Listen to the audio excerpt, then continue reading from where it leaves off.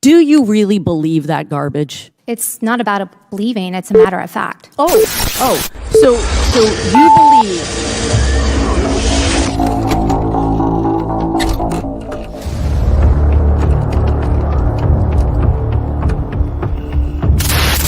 Well, nobody else could make a decision but me because I was the president, and the final decision comes to the president. You know, it's easy enough for a Monday morning quarterback to say what the coach should have done after the game's over. But when the decision is up before you, and on my desk I have a motto which says the buck stops here, the decision has to be made. And so, my fellow Americans, ask not what your country can do for you, ask what you can do for your country.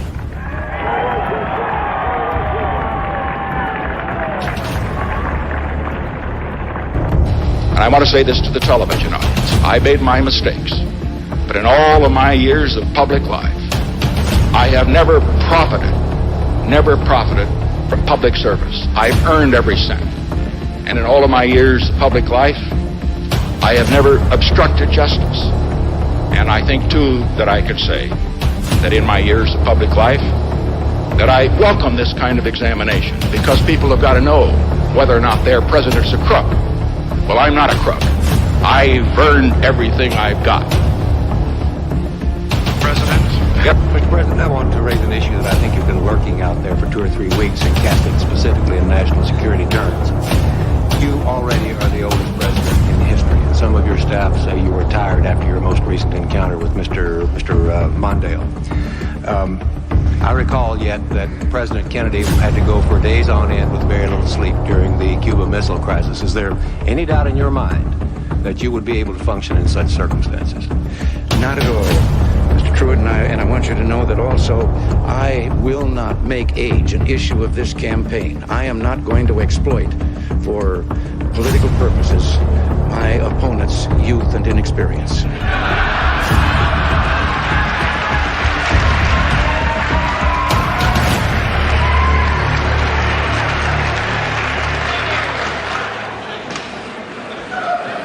And I'm the one who will not raise taxes.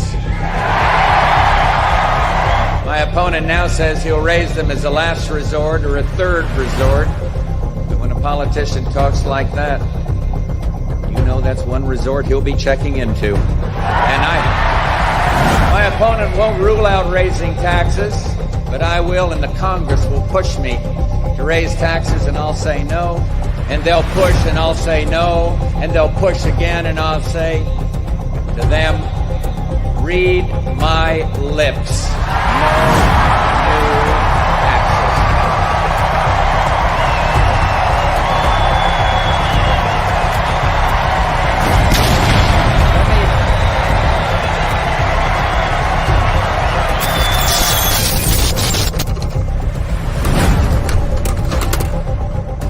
Oh, shit. Here we go again. You're full of shit. All right, thank you. No, shush. Shush.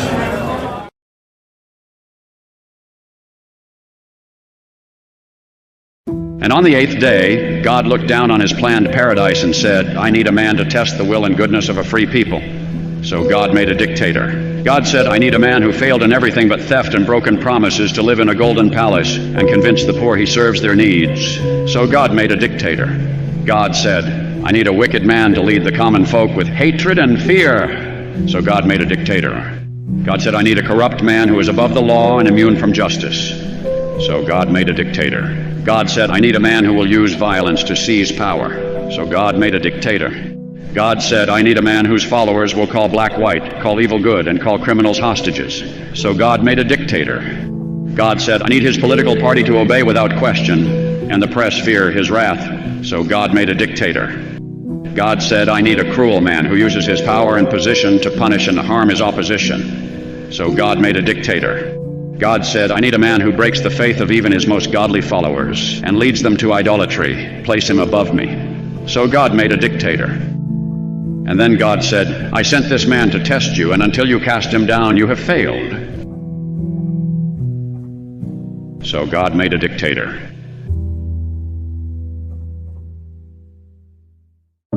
It's not our party anymore. The Republican Party that made America safer, stronger. The party that put our security and American values first. A party born to expand liberty. A party of real free markets and economic growth that starts on Main Street, not rigged giveaways and special favors. Led by men and women of honor and courage, service and sacrifice. Leaders who never talked America down. That party is dead. We know why. We know who killed it. We're conservatives, not crazies. We believe in responsibility and accountability, and following the Constitution and the law, even when we don't like the results. We don't have to agree with Joe Biden on every policy issue. We won't. And when we don't, we'll say so. But so much is at stake in this election that it's time to put country over party and America over Trump.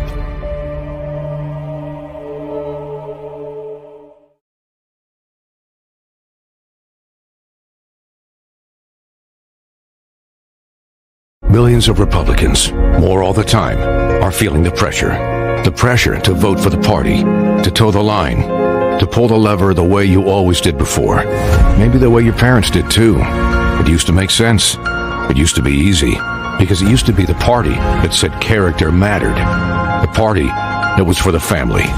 The party that believed in the vision of the founders. The party of law and order.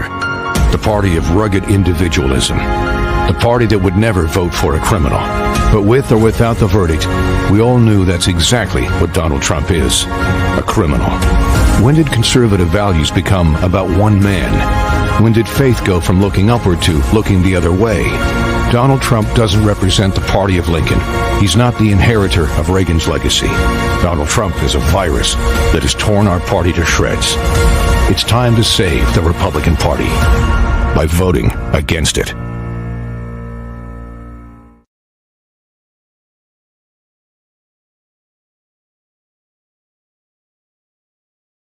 It's a rigged trial. They rigged an election. The system is rigged. Mexico's going to pay for the wall. That created maybe the best economy. The virus that goes away in April with the heat. November 5th is going to be the most important day in the history of our country.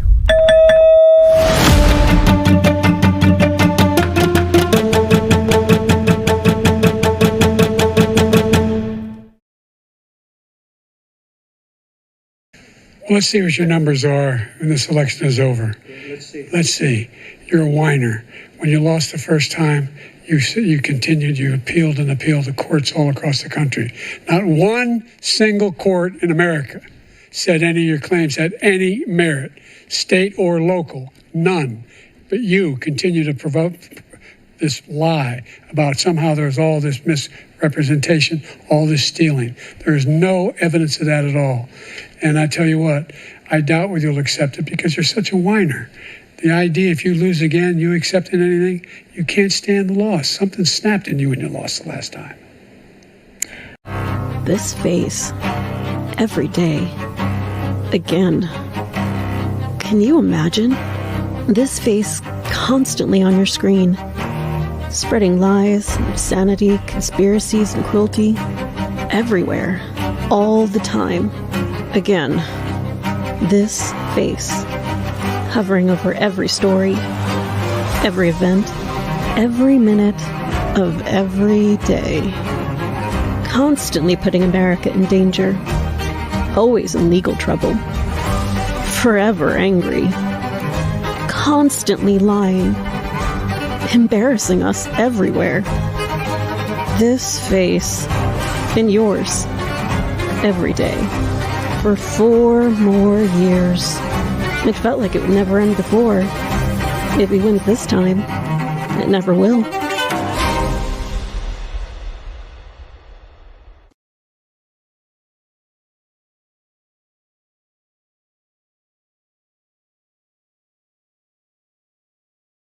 Promotional consideration paid for by the following.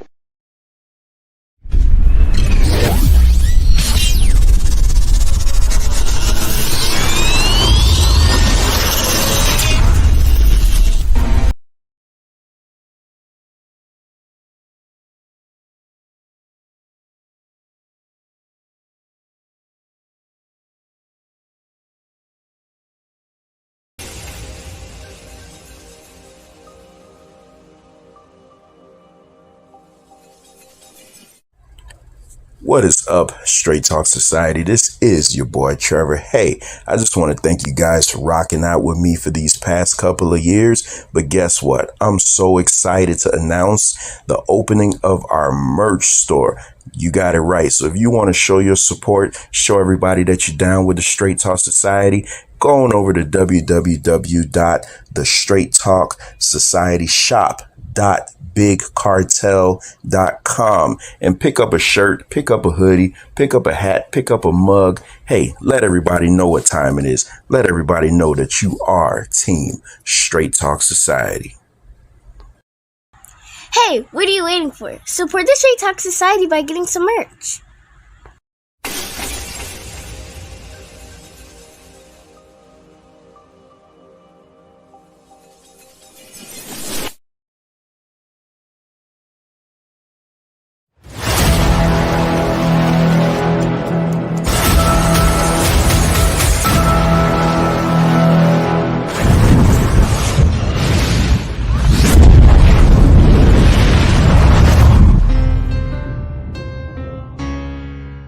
In any country, prison is where society sends its failures. But in this country, society itself is failing.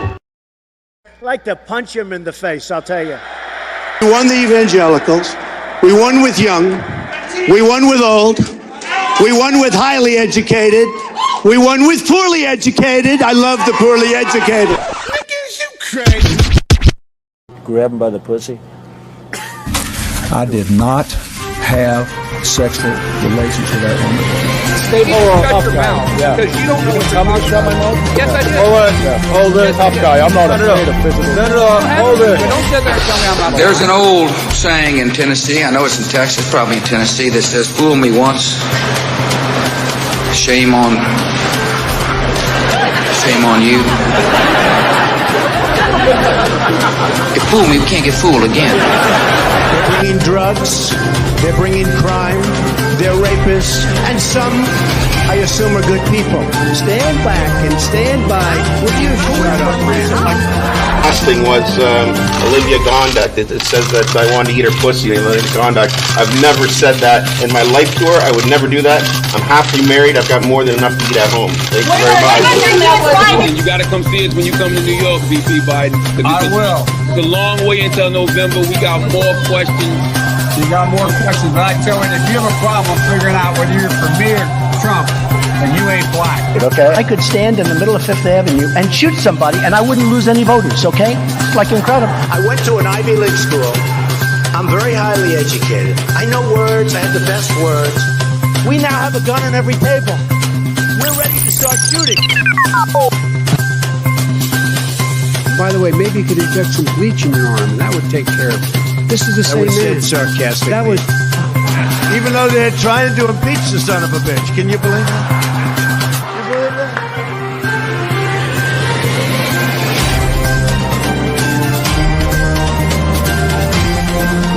That's enough. Put down the mic. Mr. President, are you worried about indictments coming down in this investigation? Punch him in the face, I'll tell you. If I may ask Peter, one other ahead. question, are you worried? That's enough. That's enough. Mr. President, I was going to ask one other. I don't want reality. I'm asking the question: which one is better? That's exactly what it is. Got it on tape. What a stupid son of a bitch. I don't like words that hide the truth. I don't like words that conceal reality. I don't like euphemisms or euphemistic language. And American English is loaded with euphemisms because Americans have a lot of trouble dealing with reality. Americans have trouble facing the truth. So they invent a kind of a soft language to protect themselves from it. And it gets worse with every generation. For some reason, it just keeps getting worse. How stupid are these politicians to allow this to happen?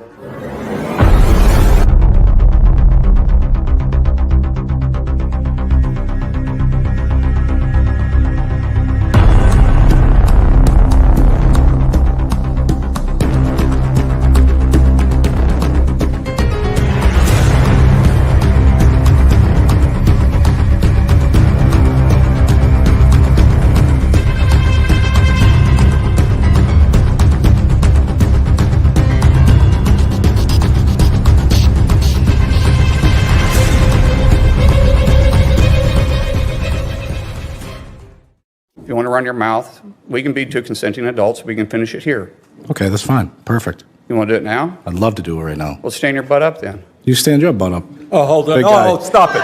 Is that your solution every poll? No, sit down. Sorry, Eric. Sit down. Look at you.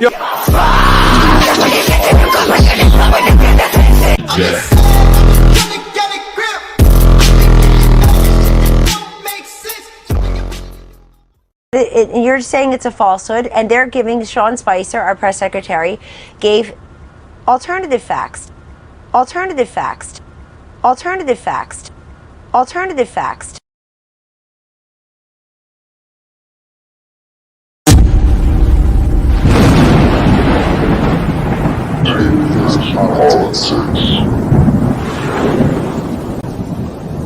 Saudi Arabia and Russia will repeat your. I ain't talking politics, I'm talking life. I ain't talking politics, I'm talking life.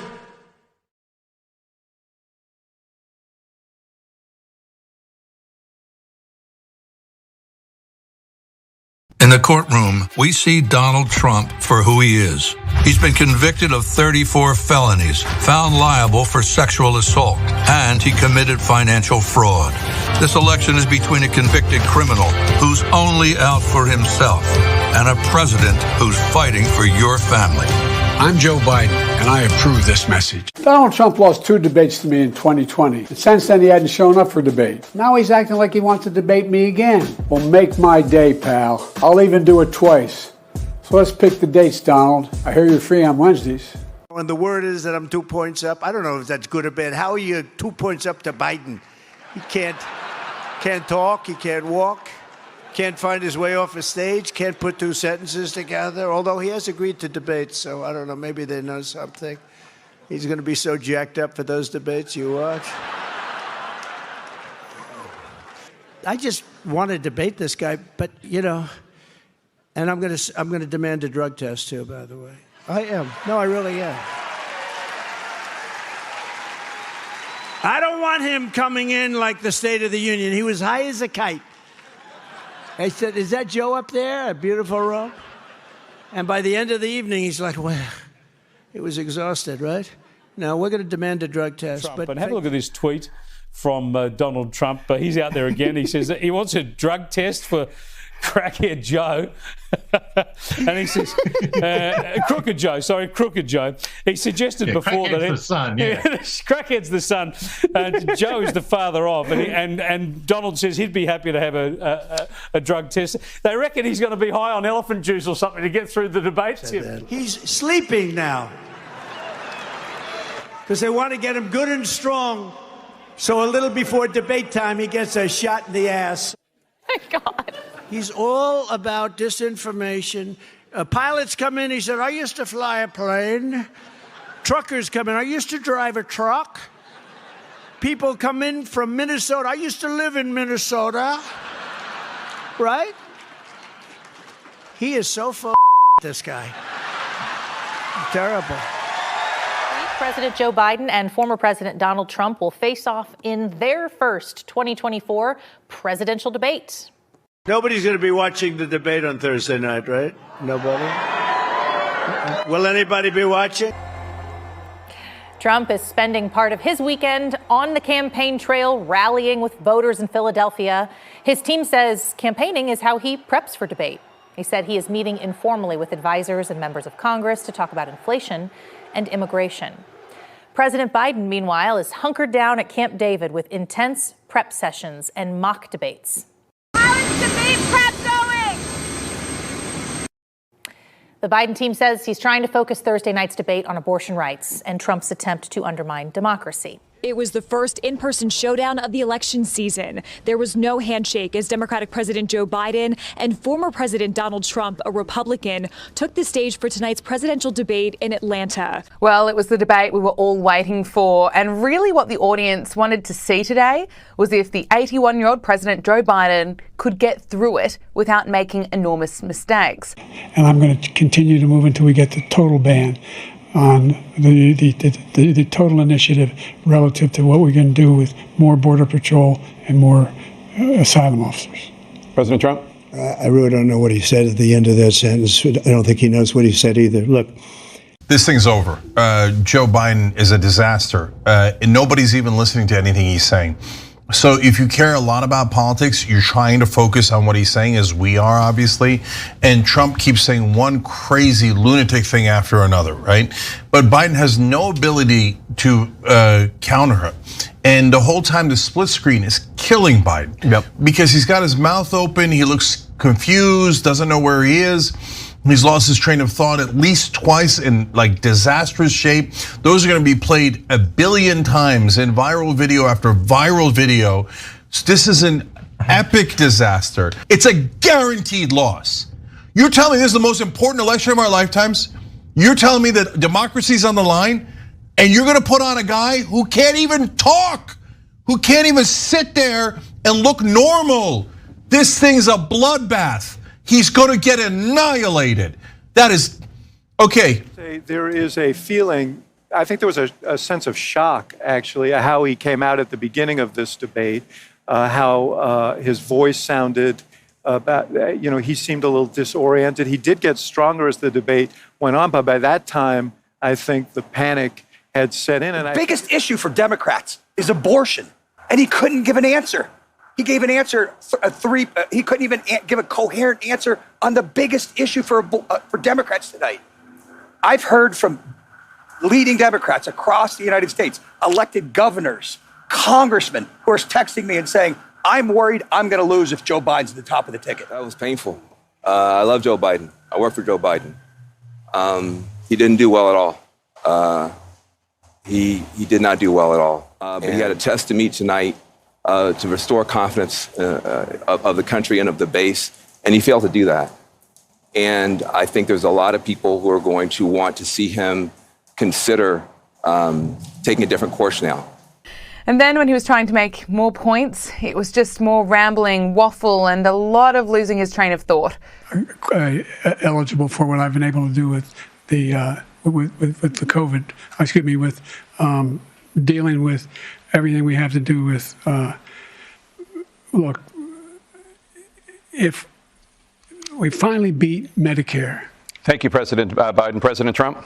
Joe Biden's age, of course, was already a talking point before the debate. It was amplified as well, not just in a cognitive sense.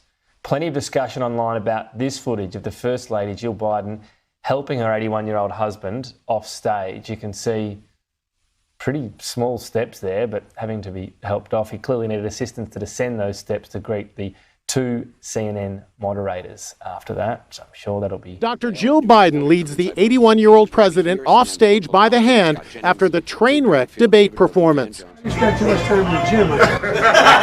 Biden appeared more energized at a Waffle House after the debate, cracking wise and defending his performance.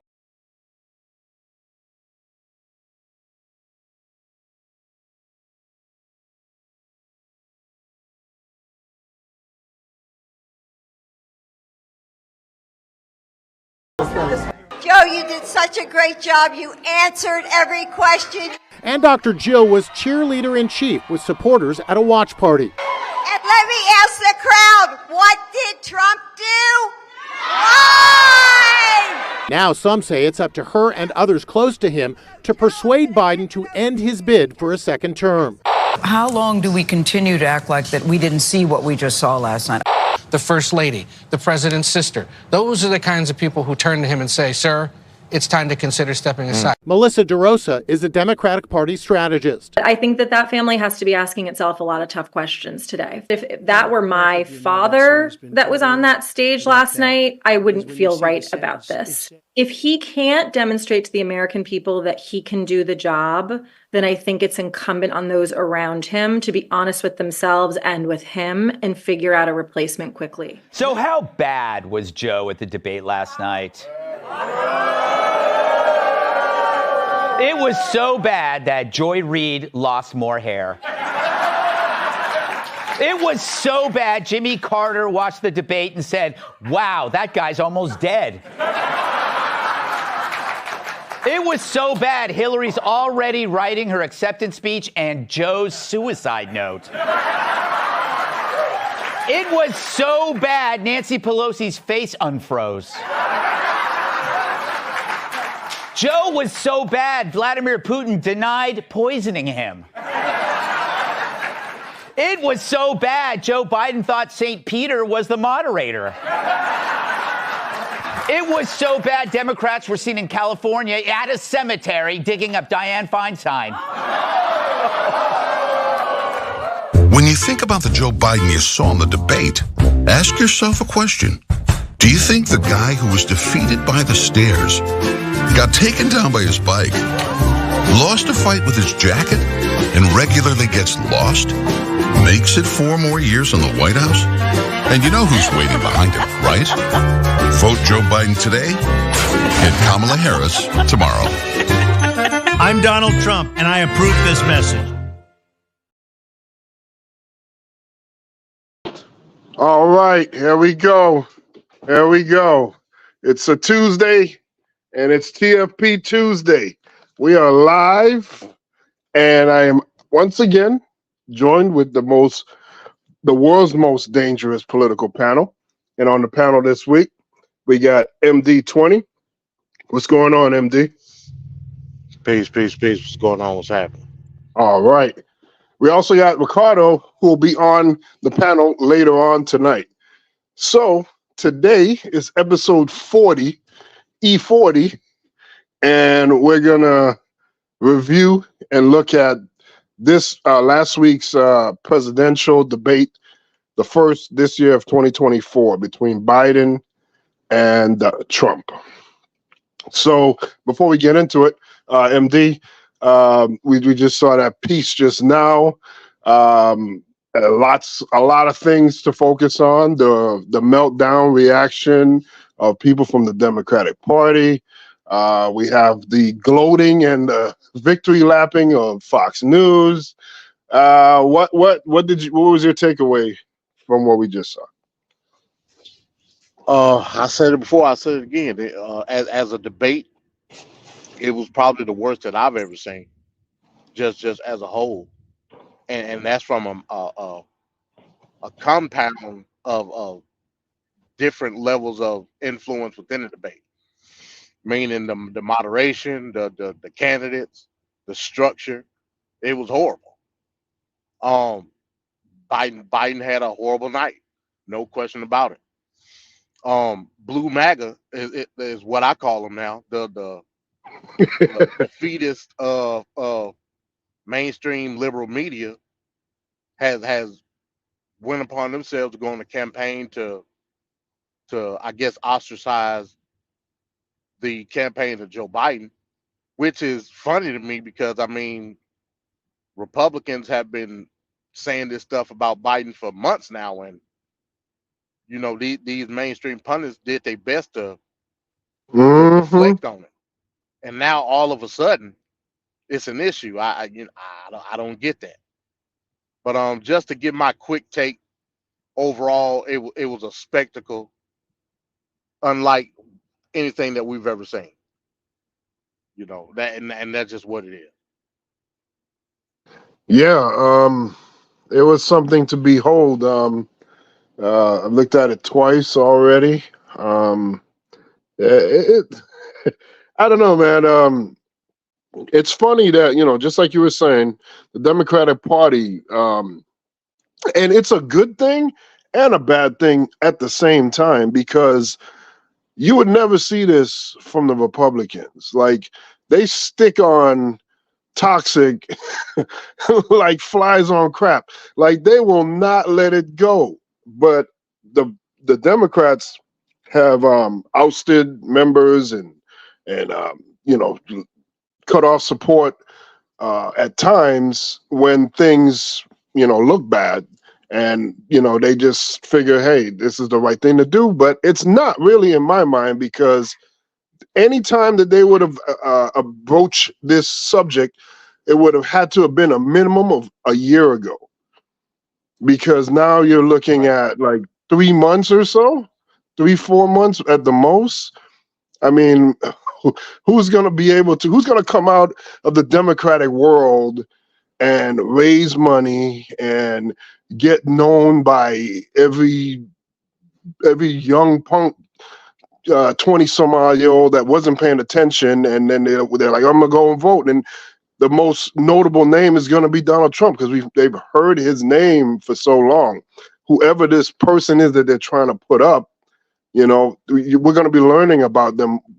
Chances are.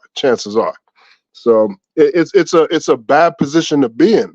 At this point, you just got to hunker down. If he was like Weekend at Bernie's, that's what you latched on to.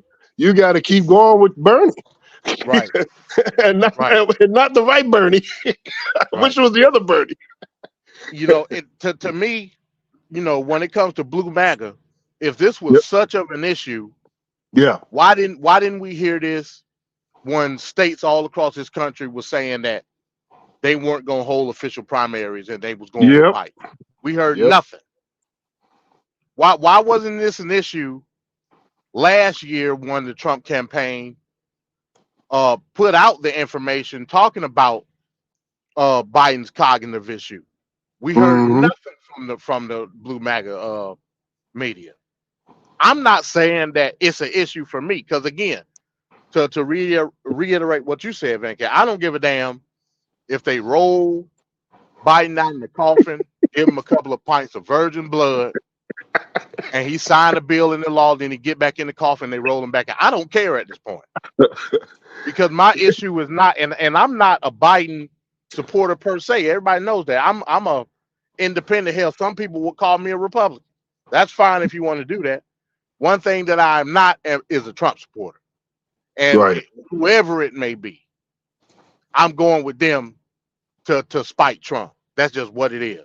So in an instance where you're looking at it from a projection aspect, this should have been handled a long time ago. Not only from the Democratic National Committee, but from the mainstream media that pushes that ideology. But we have heard nothing until the debate. That's baffling to me. Baffling. Yeah, it's deeply troubling. Right. We've seen episodes with Biden like this numerous times before the debate. and seeing MSNBC, CNN had nothing to say about it. So I'm confused as to what the position is now and how it changed all of a sudden. It's weird to me.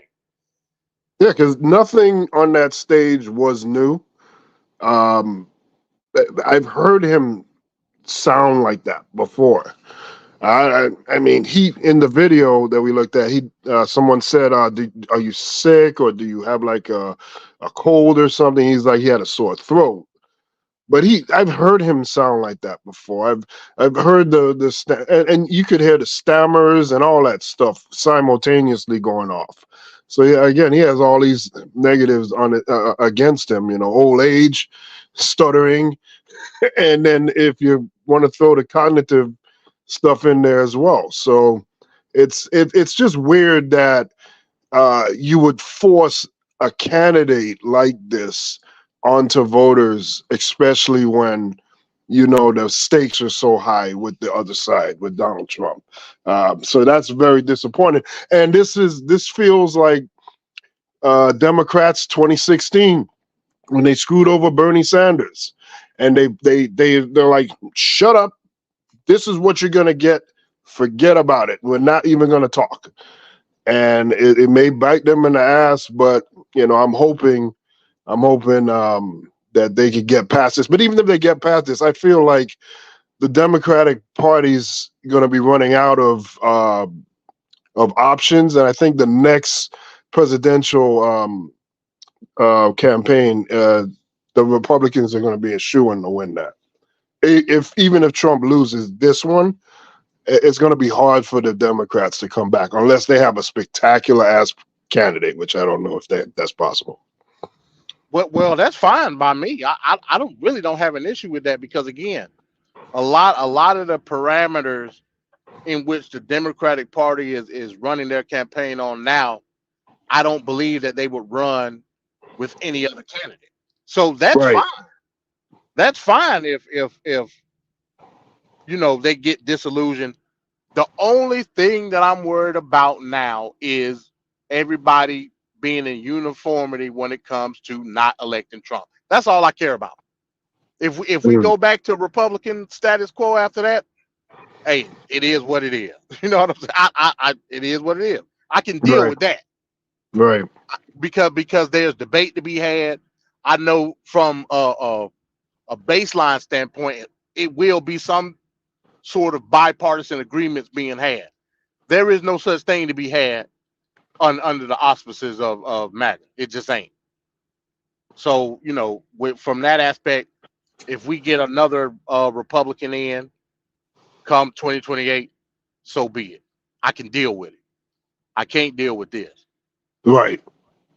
Yeah, we're about to get into the debate itself. But one thing that is also striking from both ends is, it shouldn't be a surprise. Okay, Biden has some struggles with the talking and the presentation of a debate. But then also on the other flip side, you think back to January and the State of the Union, and you saw the performance there and how strong it was. Even Trump alluded to it in the piece that we looked at. But one difference is that the State of the Union, there was a teleprompter. And with the debate setting, it was no teleprompter. So maybe that was the difference. But again, what explains his voice the way it sounds? It's just weird. He must have been sick at some level, I think. So, he's had a groveling voice for a while though. Yeah. Even at the State of the Union, he had a groveling voice. Hey, yeah. man, listen, man. Let's stop playing with it. He's old. like what do you want him to like? I'm trying to figure out like what do people expect from an 81-year-old person? I'm not understanding what's going on here. if this was your issue, this should have been your issue months ago, but it wasn't. So at this point, I don't want to hear the bitching and complaining. Yeah. Like you said, we got to hunker down and be in uniformity with a common cause, which is eliminating Trump. Like I'm not understanding what the issue is. I just don't understand it.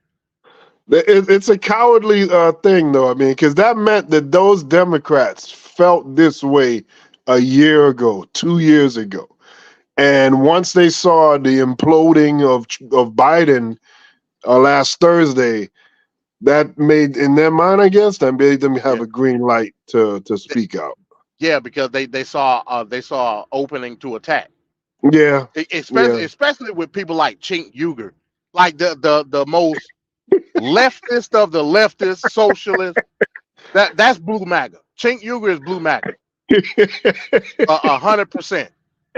Like he had the Birdman hands and grinning from ear to ear like a Cheshire cat when Biden was on that stage. I can only imagine it, because Chink Uger's position is a position that supersedes any baseline ideology when it comes to the Democratic Party.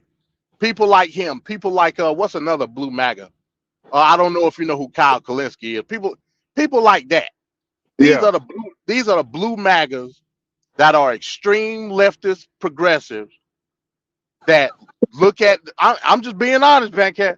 I hear you. That look at a position that outweighs the status quo of Democratic ideological thinking. And this is not the time to be that person. That's why I got an issue with these. I think the whole Palestine thing has ran its course for the time being, because we have bigger fish to fry in this country. That's just a fact. So I'm sick of the whole pro-Palestine and talking about Biden with the foreign policy. Hey, look, man, you think it's bad under him? Let Trump get in. Oh boy, it won't be a Palestinian. It just won't. They'll be extinct. So let's just keep it real. So that's what I got to say on that. You see this comment on the screen here, tracking Lou 100. I can't vote for Biden. This dude can't complete a sentence without getting his words mixed up. Trump, I'm definitely not voting for. So, see, I don't like that type of talk either, because now you're just copping out. It's got to be one or the other. You got to pick somebody. Yeah. You can't just say I'm not gonna vote. Like I used to think that way. I used to think that way. I was the guy that's saying I was voting down ballot. I didn't particularly care for either candidate. That was me. Hell, a couple of months ago. but now I see the dangers. Oh yeah. So I got to bite the bullet in this one, folks. That's just what it is. Yeah. I gotta hold my nose and go into that booth and pick blue. That's just what it is. At least at the top of the ticket. Oh yeah. Oh yeah. Because from a Especially. federal standpoint, like our very constitutional reality is on the line. Yeah, especially with the Supreme Court judgment. So that he's already talking about going after people on the January 6th committee. Oh man, Kinzinger and Liz Cheney. Yep. Liz Cheney, right? Which Yep. is I'm telling you. crazy. It's crazy. I know we're gonna get into it later on, but I'll just say this. What's been happening in the Supreme Court these last couple of days is the preamble to Project 2025. And I just leave it at that. Yep. That's like it's preset. It's already preset. The priming the pump. The oven is warming up right now. Sheesh. All right, so let's get into this reviewing of the debate from last Thursday night. The debate had a lot of lows, really on both sides, but obviously the most focus was on Biden's performance. When you give it a second look, it's hard. It's hard to look at times. But when you really think about what is being said and the policies, I see it with a different eyes watching it a second time. But let's go into our first video, the beginning of the debate, and it'll lead right into the first question of that night. We're live from Georgia, a key battleground state in the race for the White House. In just moments, the current U.S. president will debate the former U.S. president as their party's presumptive nominees, a first in American history. We want to welcome our viewers in the United States and around the world to our studios in Atlanta. This is the CNN presidential debate. Each candidate will have 2 minutes to answer a question and 1 minute each for responses and rebuttals. An additional minute for follow-up, clarification, or response is at the moderator's discretion. The 46th President of the United States, Joe Biden. Folks, how are you?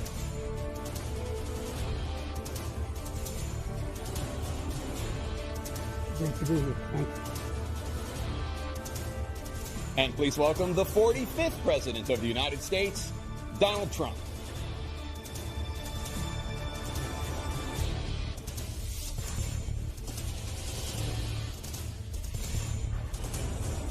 What do you say to voters who feel they are worse off under your presidency than they were under President Trump? We got to take a look at what I was left when I became president, what Mr. Trump left me.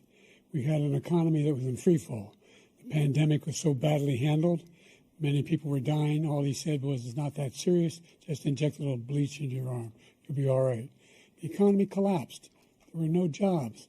Unemployment rate rose to 15%. It was terrible. And so what we had to do was try to put things back together again. And that's exactly what we began to do. We created 15,000 new jobs. We brought on a position where we have 800,000 new manufacturing jobs.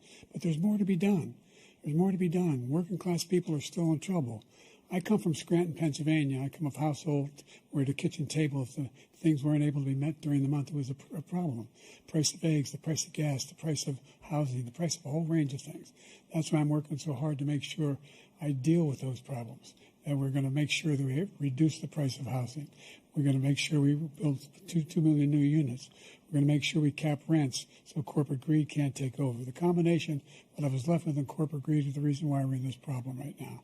In addition to that, we're in a situation where if you take a look at all that was done in his administration, he didn't do much at all. By the time he left, things were in chaos, literally chaos. And so we put things back together. We created, I said, those jobs. We make sure we had a situation where we now we brought down the price of prescription drugs, which is a major issue for many people, to $15 for a insulin shot as opposed to $400. No senior has to pay more than $200 for any drug, all the drugs they can include beginning next year. And the situation is we're going to make that available to everybody, to all Americans. So we're working to bring down the price around the kitchen table, and that's what we're going to get done. Thank you. President Trump? We have the greatest economy in the history of our country. We have never done so well. Everybody was amazed by it. Other countries were copying us. We got hit with COVID, and when we did, we spent the money necessary so we wouldn't end up in a Great Depression, the likes of which we had in 1929. By the time we finished, so we did a great job. We got a lot of credit for the economy, a lot of credit for the military, and no wars, and so many other things. Everything was rocking good. But the thing we never got the credit for, and we should have, is getting us out of that COVID mess. He created mandates that was a disaster for our country. But other than that, we had given them back a country where the stock market actually was higher than pre-COVID, and nobody thought that was even possible. The only jobs he created are for illegal immigrants and bounce-back jobs, a bounce-back from the COVID. He has not done a good job. He's done a poor job, and inflation's killing our country. It is absolutely killing us. Thank you. President Biden?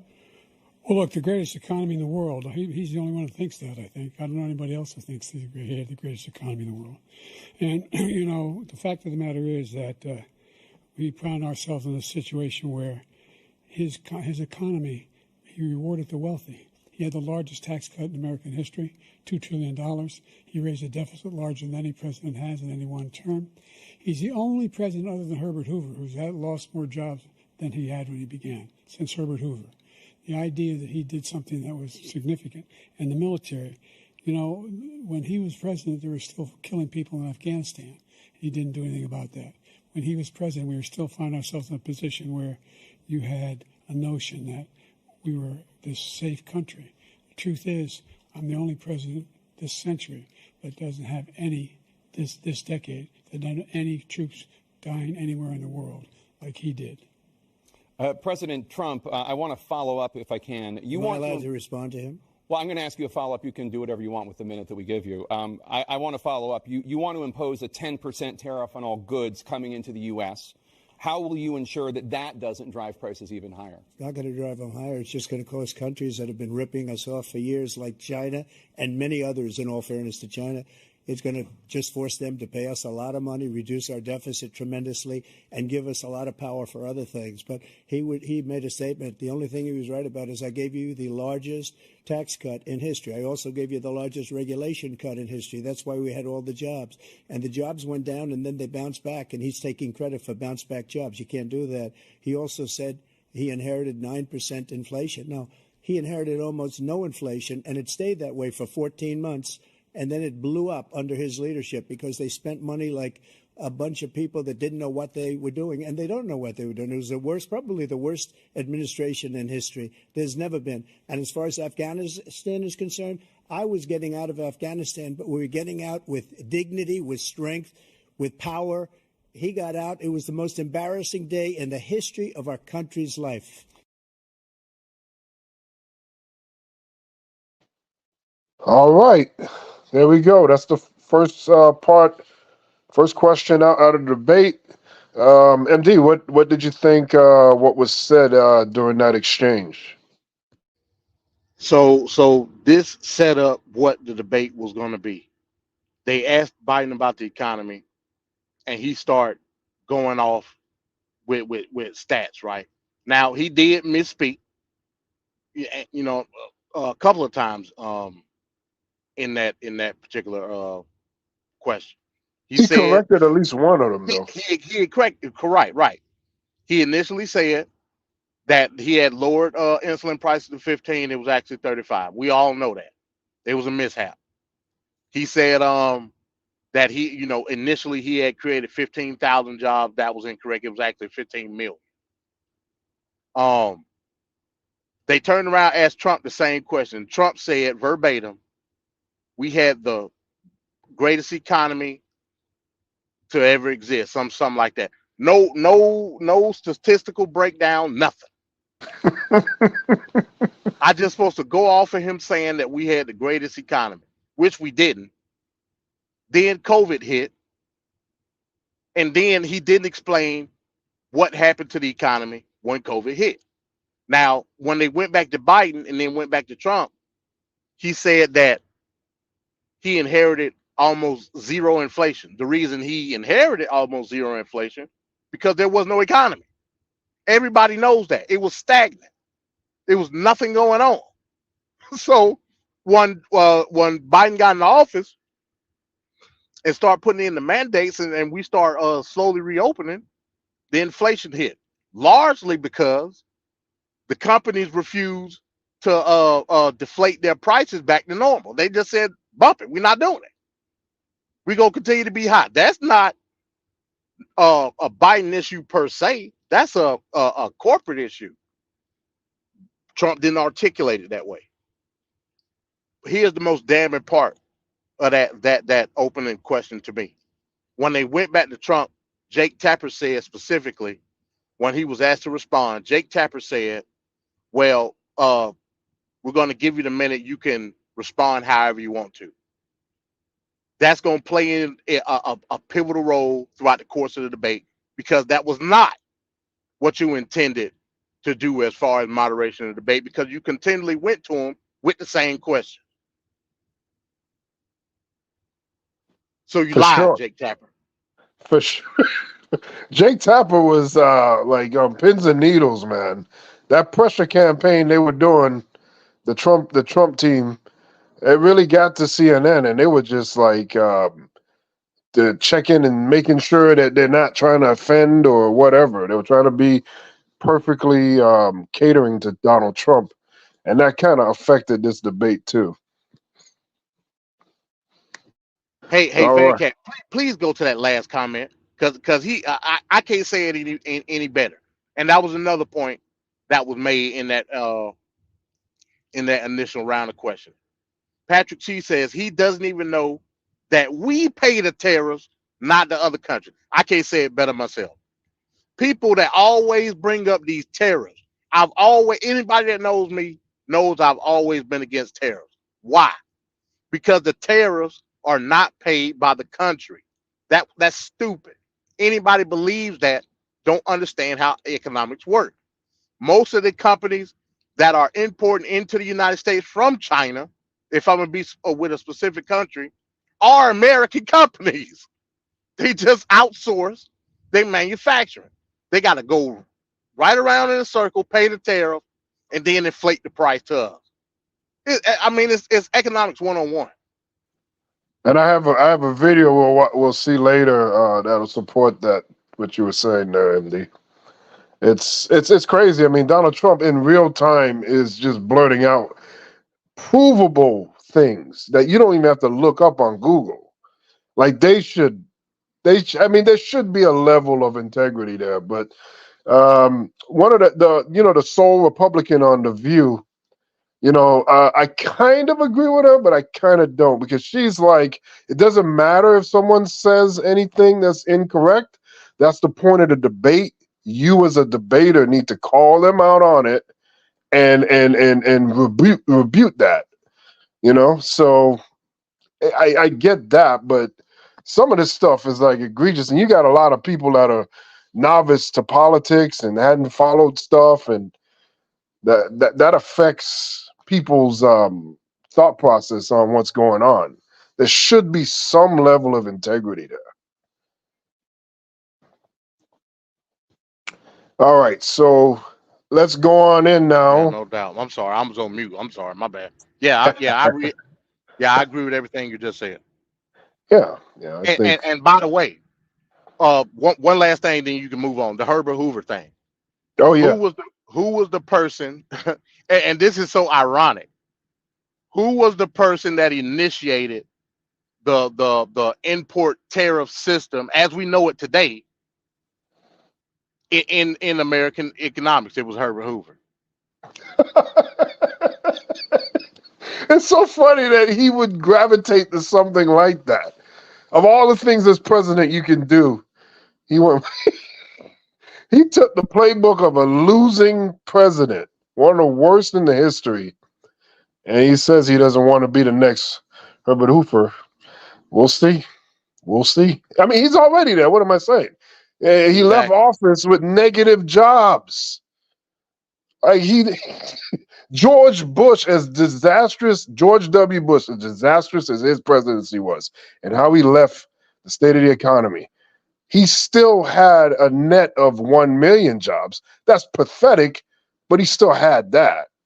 Yeah. Trump was in the negative. Right. And here's an important caveat. One of the defense mechanisms people try to use is, well, you got to put COVID into it. Those numbers are not related to the COVID pandemic, and people don't even know that. Those numbers are related pre-COVID. They don't count any epidemic or any crisis with those economic figures. Yep. So you can't blame it on COVID. Yeah, Donald. It's a hard sell, man, with all these convictions. This is the worst candidate in the history of politics. But, let's move on to the next video here. This one's going to be on spending and the debt. Let's check this out. President Trump, over the last 8 years, under both of your administrations, the national debt soared to record highs. And according to a new nonpartisan analysis, President Trump, your administration approved $8.4 trillion in new debt, while so far, President Biden, you've approved $4.3 trillion in new debt. So, former President Trump, many of the tax cuts that you signed into law are set to expire next year. You want to extend them and go even further, you say. With the U.S. facing trillion-dollar deficits and record debt, why should top earners and corporations pay even less in taxes than they do now? Because the tax cuts spurred the greatest economy that we've ever seen just prior to COVID. And even after COVID, it was so strong that we were able to get through COVID much better than just about any other country. But we spurred, that tax spurred. Now, when we cut the taxes, as an example, the corporate tax was cut down to 21% from 39%, plus beyond that. We took in more revenue with much less tax, and companies were bringing back trillions of dollars back into our country.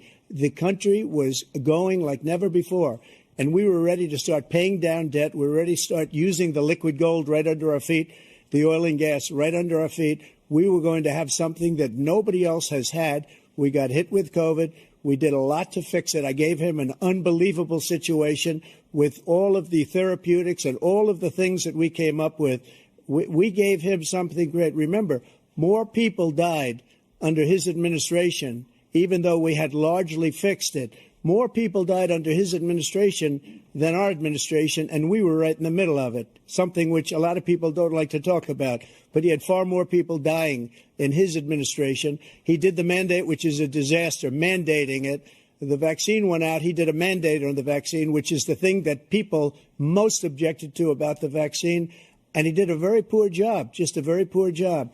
And I will tell you, not only poor there, but throughout the entire world, we're no longer respected as a country. They don't respect our leadership. They don't respect the United States anymore. We're like a third world nation between weaponization of his election, trying to go after his political opponent, all of the things he's done. We've become like a third world nation, and it's a shame.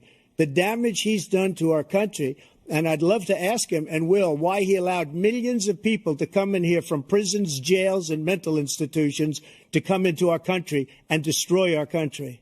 President Trump, we will get to immigration later in this block. President Biden, I want to give you an opportunity to respond to this question about the national debt. He had the largest national debt of any president in a 4-year period, number one. Number two, that $2 trillion tax cut benefited the very wealthy. What I'm going to do is fix the tax system. For example, we have 1,000 billionaires in America. And what's happening? They're in a situation where they, in fact, pay 8.2% in taxes. If they just paid 24%, 25%, either one of those numbers, they'd raise $500 billion, I should say, in a 10-year period.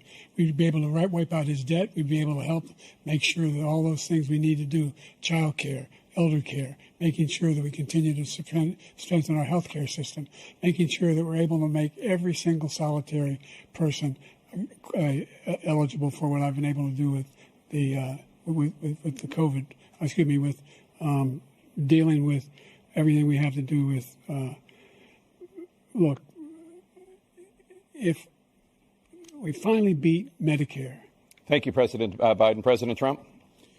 Well, he's right. He did beat Medicare. He beat it to death, and he's destroying Medicare because all of these people are coming in. They're putting them on Medicare. They're putting them on Social Security. They're going to destroy Social Security. This man is going to single-handedly destroy Social Security. These millions and millions of people coming in, they're trying to put them on Social Security. He will wipe out Social Security. He will wipe out Medicare. So he was right in the way he finished that sentence. And it's a shame. What's happened to our country in the last 4 years is not to be believed. Foreign countries, I'm friends with a lot of people. They cannot believe what happened to the United States of America. We're no longer respected. They don't like us. We give them everything they want, and they think we're stupid. They think we're very stupid people. What we're doing for other countries, and they do nothing for us. What this man has done is absolutely criminal. Thank you, President Trump.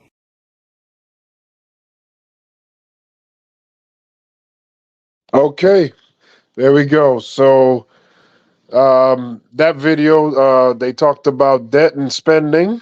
MD, what were your takeaways on that video? What stood out to you there?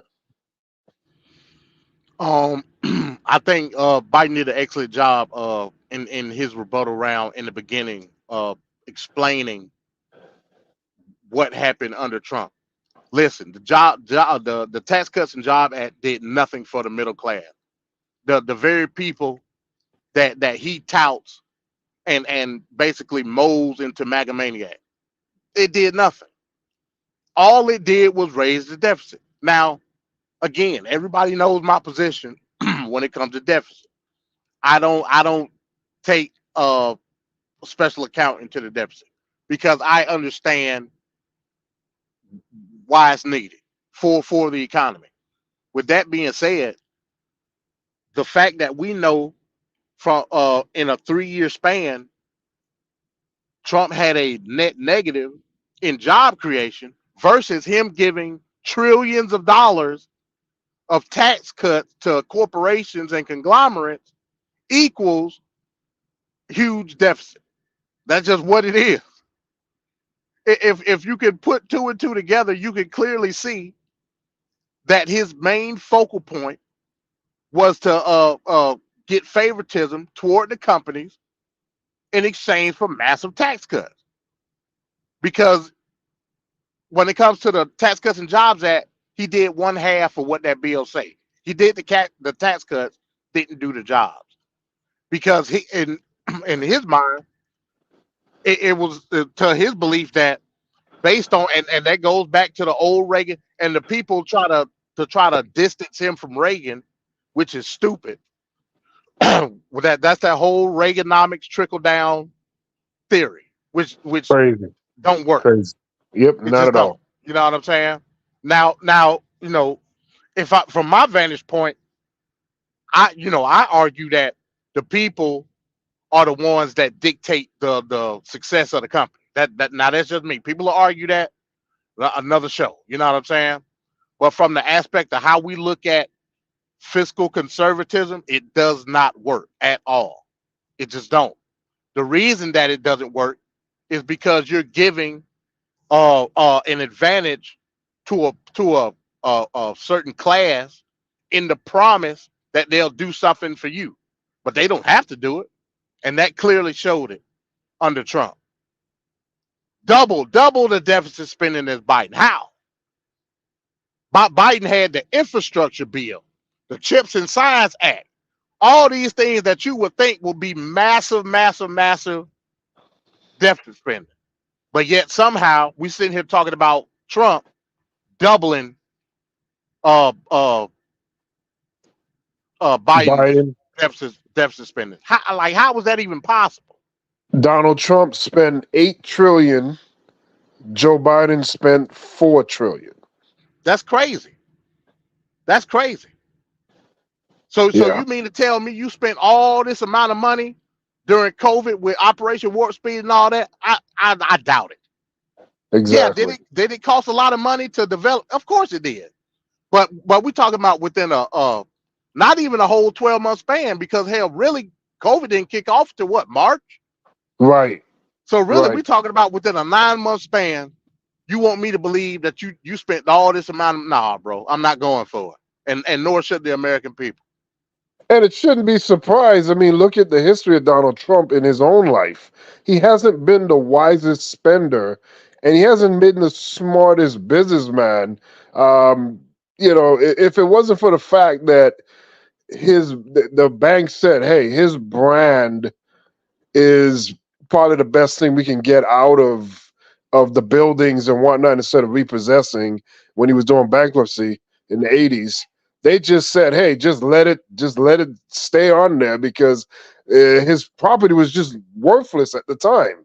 I mean, he's lucked into a lot of situations, but ultimately, how are you going to be a casino owner and lose?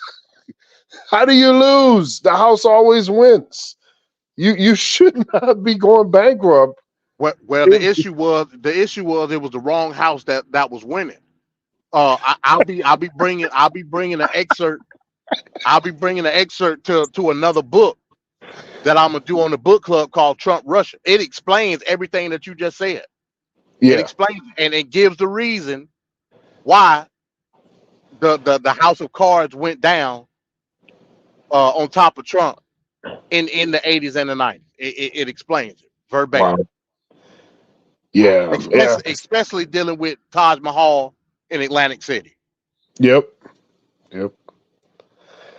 All right. So we're gonna go into the next video from the debate, and this one is gonna be the black community portion of the debate when they address black voters' concerns. So let's see how this went. President Biden, while black unemployment dropped to a record low under your presidency, black families still earned far less than white families. Black mothers are still 3 times more likely to die from pregnancy-related causes, and black Americans are imprisoned at 5 times the rate of white Americans. What do you say to black voters who are disappointed that you haven't made more progress? They acknowledge they made a lot of progress, number one. The fact of the matter is there's more small black businesses that have been started than any time in history. Number two, the wages of black unemployment is the lowest level it's been in a long, long time. Number three, we're providing housing for black Americans and dealing with the segregation that exists among these corporations that collude to keep people out of their houses. And in addition to that, we find that the impact on the choice that black families have to make relative to child care is incredibly difficult. When we did the first major piece of legislation in the past, I was able to reduce black child care costs. I cut them in half. We got to make sure we provide for child care costs. We got to make sure, because when you provide those child care protections, you increase economic growth because more people can be in the job market. What do you say to black voters who are disappointed with the progress so far? I say I don't blame them for being disappointed. Inflation is still hurting them badly.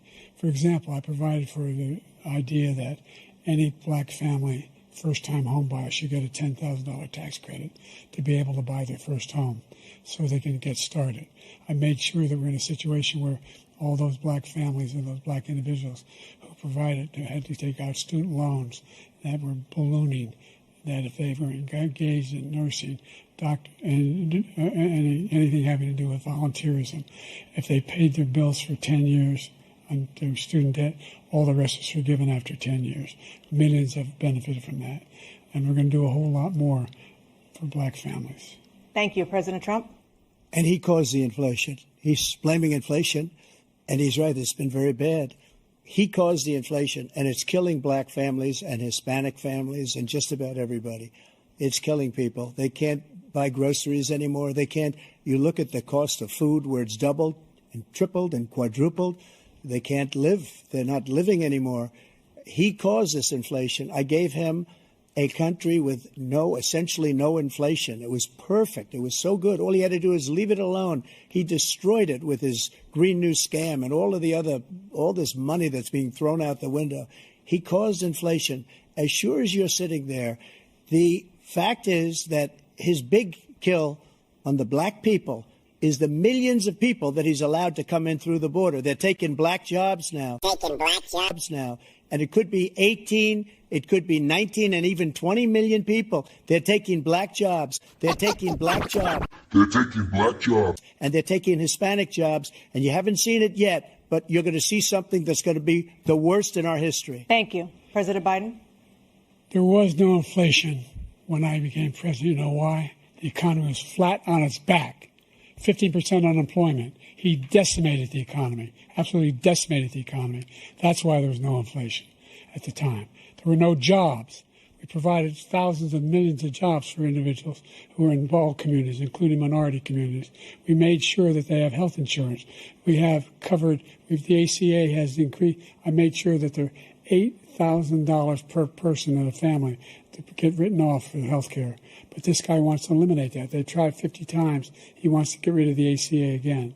And they're going to try again if they win. There's a lot going on.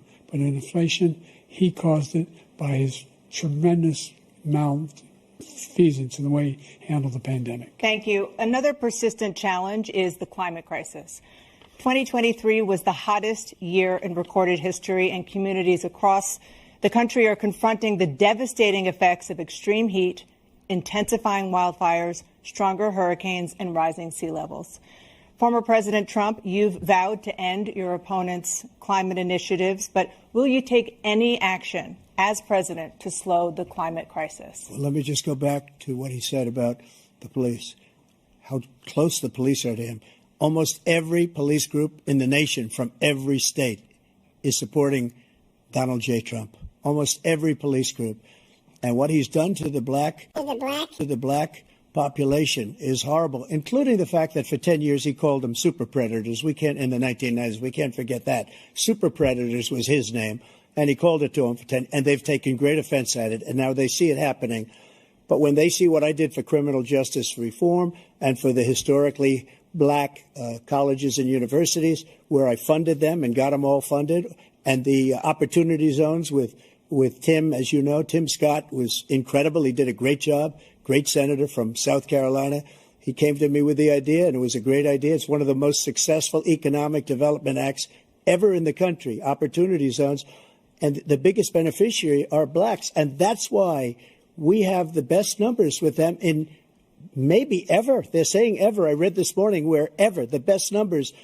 He's lost much of the black population because he's done a horrible job for black people. He's also done a horrible job for Hispanics. But wait till you see these millions of people pouring into our country, and they're going to take the jobs, and it's already started, and you haven't seen anything yet. It's a disaster. You've 38 seconds left. President Trump, will you take any action as president to slow the climate crisis? So I want absolutely immaculate clean water, and I want absolutely clean air, and we had it. We had H2O. H2O. We had the best numbers ever. And we were using all forms of energy, all forms, everything. And yet, during my 4 years, I had the best environmental numbers ever.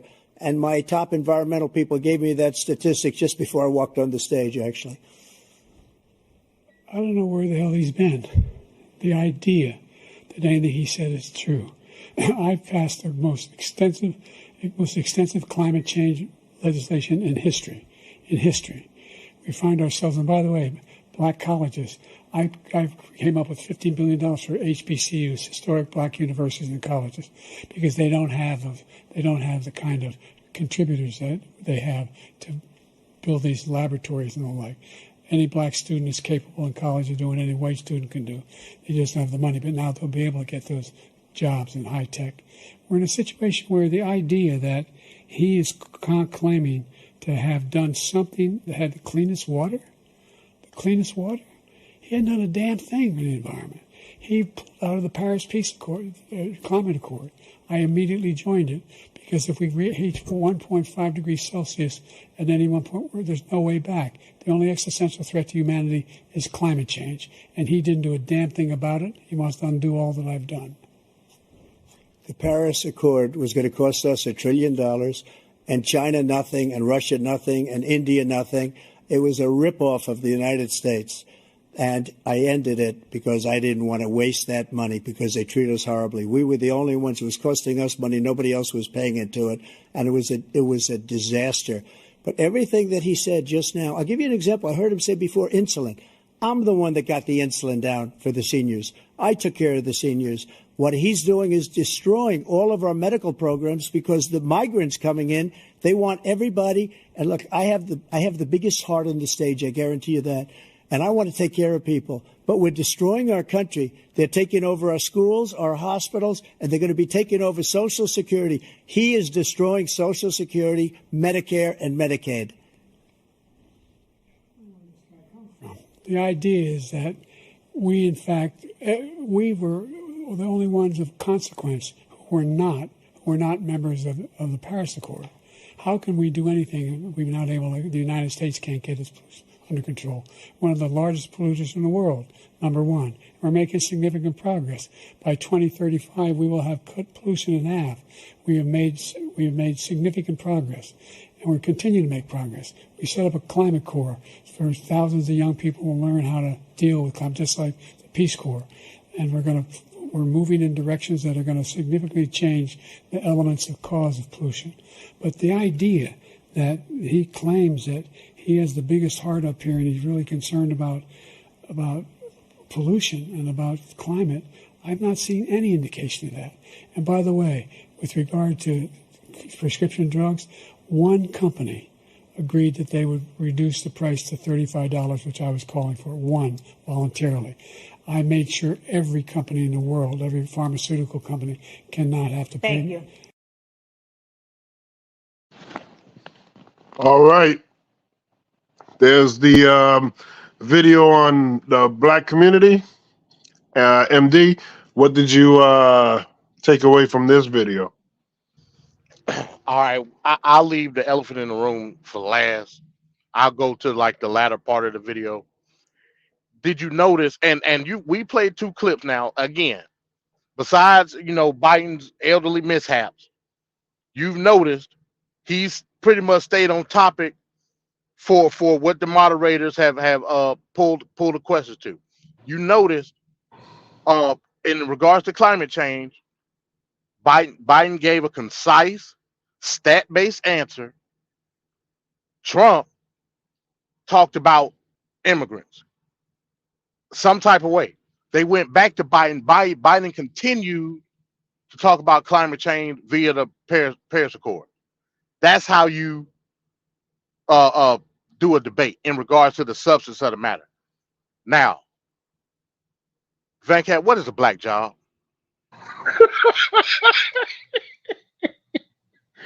I'm still trying to figure it out. I guess it's an undesirable job, I guess.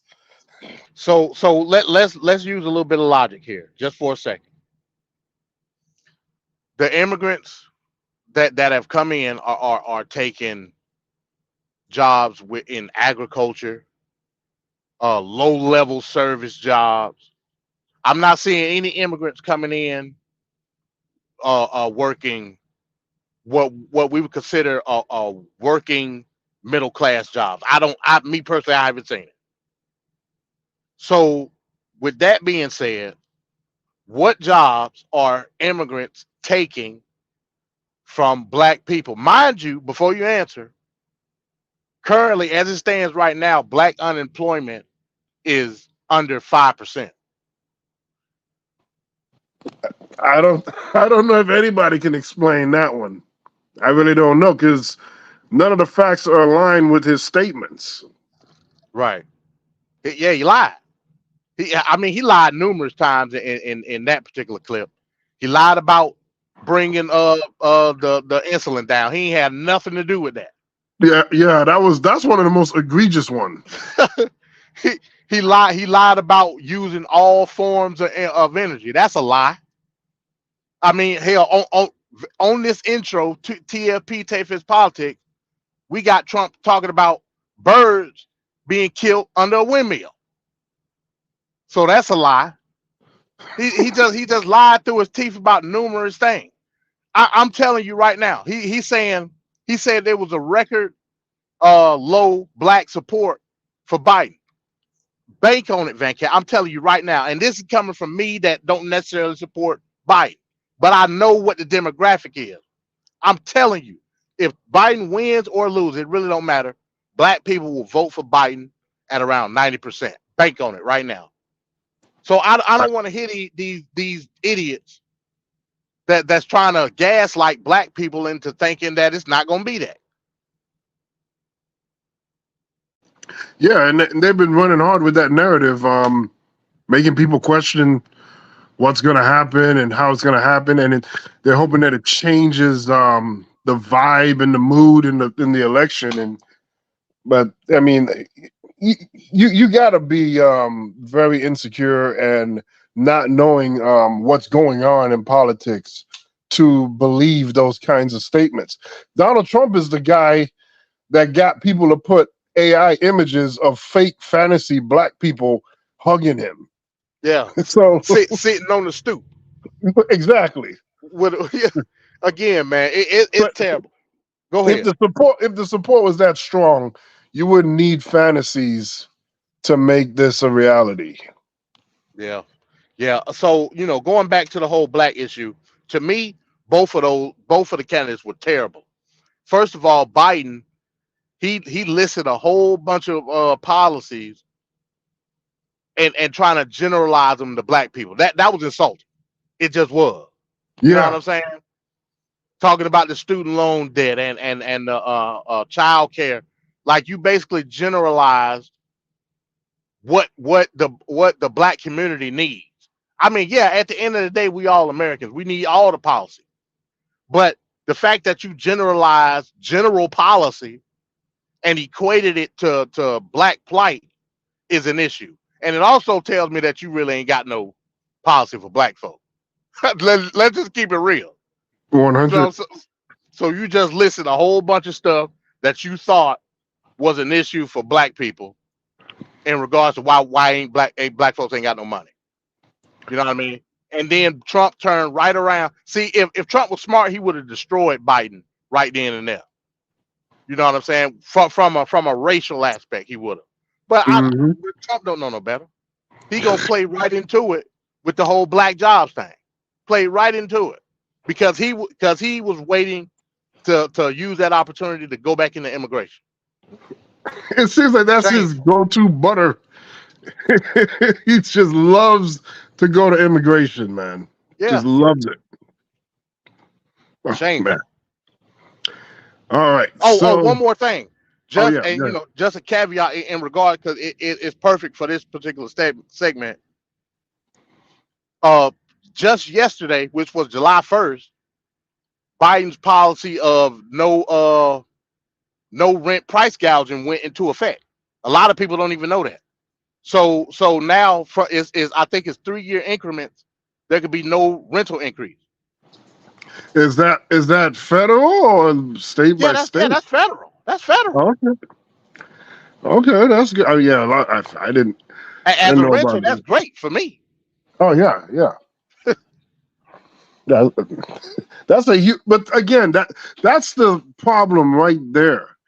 That Biden, the Democrats, the messaging, the lack of messaging. Like Donald Trump repeats, it's a lie, but he repeats the hell out of it. I mean, you're actually doing the work to get the credit for it. You know what I'm saying? Like Biden should be all over the TV talking about that. Like it's just weird. Right. Yeah. Well, that was part of the failure in the debate as well. So. Yeah. Especially he could have said that. He could have mentioned that with 50 million people watching. That would have been like your best advertisement right there for free. Yeah. Hell, if you're gonna generalize black people, you can at least say, hell, you ain't gonna raise their rent. Hell, you already done start generalizing us. That's the sweet spot. That's their comfort zone. All right. So now we're going to another video here. This one's going to be on democracy. So let's check this out. Let's turn to the issue of democracy. Former President Trump, I want to ask you about January 6, 2021. As president, you swore an oath to, quote, preserve, protect, and defend, unquote, the Constitution.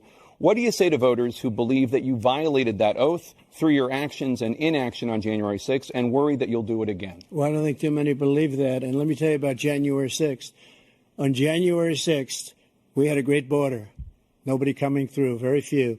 On January 6th, we were energy independent. On January 6th, we had the lowest taxes ever. We had the lowest regulations ever. On January 6th, we were respected all over the world. All over the world, we were respected. And then he comes in, and we're now laughed at. We're like a bunch of stupid people. What happened to the United States' reputation under this man's leadership is horrible. A few moments later.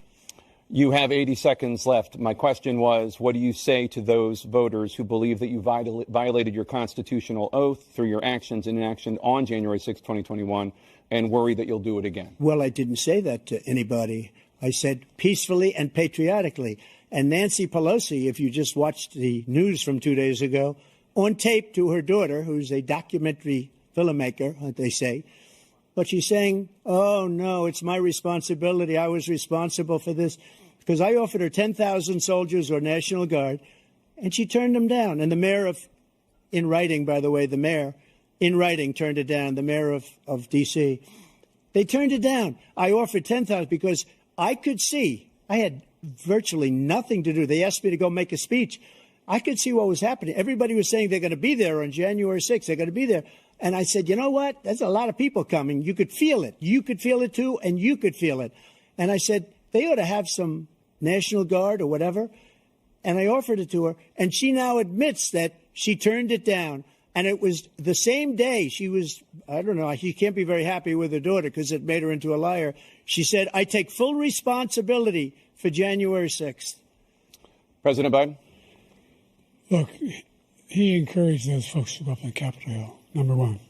I sat in the dining room off the Oval Office. He sat there for 3 hours watching, begging, being begged by his vice president and a number of his colleagues on the Republican side as well to do something, to call for a stop, to end it. Instead, they talked about these people being patriots and great patrons of America.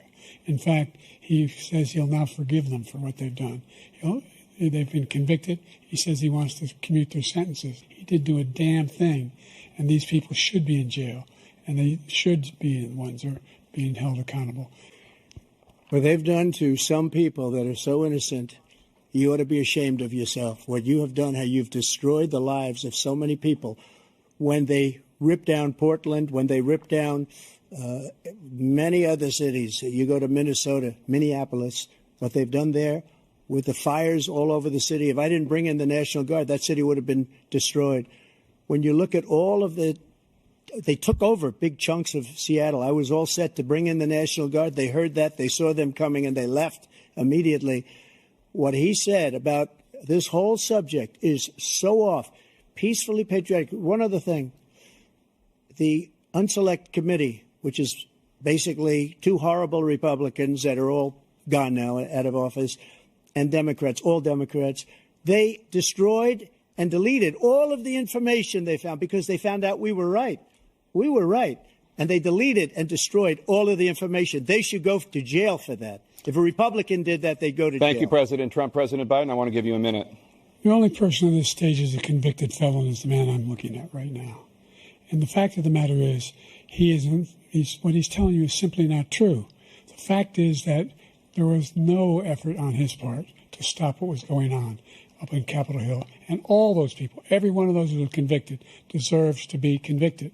The idea that they didn't kill somebody, just went in and broke down doors, broke the windows, occupied offices, turned over desks, turned them over statues. The idea that those people are patriots? Come on. Your main political opponent is standing on stage with you tonight. Can you clarify exactly what it means about you feeling you have every right to go after your political opponents? Well, I said my retribution is going to be success. We're going to make this country successful again, because right now it's a failing nation. My retribution is going to be success. But when he talks about a convicted felon, his son is a convicted felon at a very high level. His son is convicted, going to be convicted probably numerous other times. Should have been convicted before, but his Justice Department let the statute of limitations lapse on the most important things. But he could be a convicted felon as soon as he gets out of office. Joe could be a convicted felon with all of the things that he's done. He's done horrible things. All of the death caused at the border, telling the Ukrainian people that we're going to want $1 billion or you change the prosecutor. Otherwise, you're not getting $1 billion. If I ever said that, that's quid pro quo. The idea that I did anything wrong relative to what you're talking about is outrageous. It's simply a lie, number one. Number two, the idea that you have a right to seek retribution against any American just because you're president is wrong. It's simply wrong. No president's ever spoken like that before. No president in our history has spoken like that before. Number three, the crimes that you are still charged with, and think of all the civil penalties you have. How many billions of dollars do you owe in civil penalties for molesting a woman in public, for doing a whole range of things, of having sex with a porn star on the night while your wife was pregnant? I mean, what are you talking about? You have the morals of an alley cat. Give your minute, sir. I didn't have sex with a porn star, number one. Number two, that was a case that was started and moved. They moved a high-ranking official, a DOJ, into the Manhattan DA's office to start that case. That case is going to be appealed and won. We had a very terrible judge, a horrible judge, Democrat. The prosecutor were all high-ranking Democrats, appointed people, and both the civil and the criminal.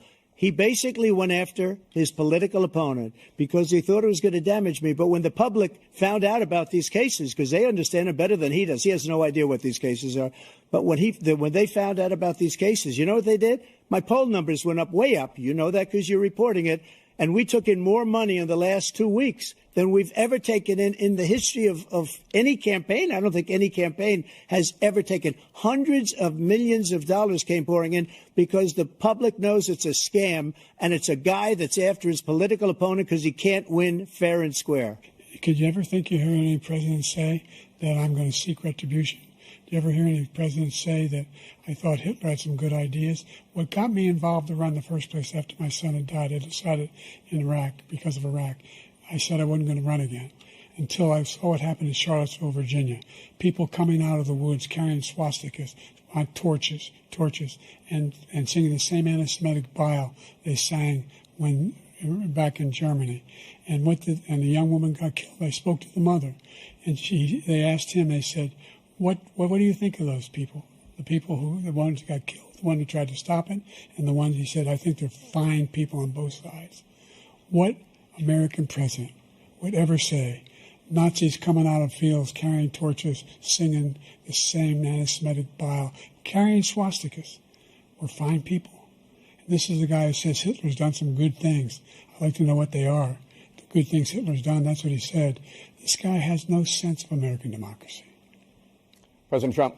Jake, both of you know that story has been totally wiped out because when you see the sentence, it said 100% exoneration on that story. He just keeps it going. He says he ran because of Charlottesville. He didn't run because of Charlottesville.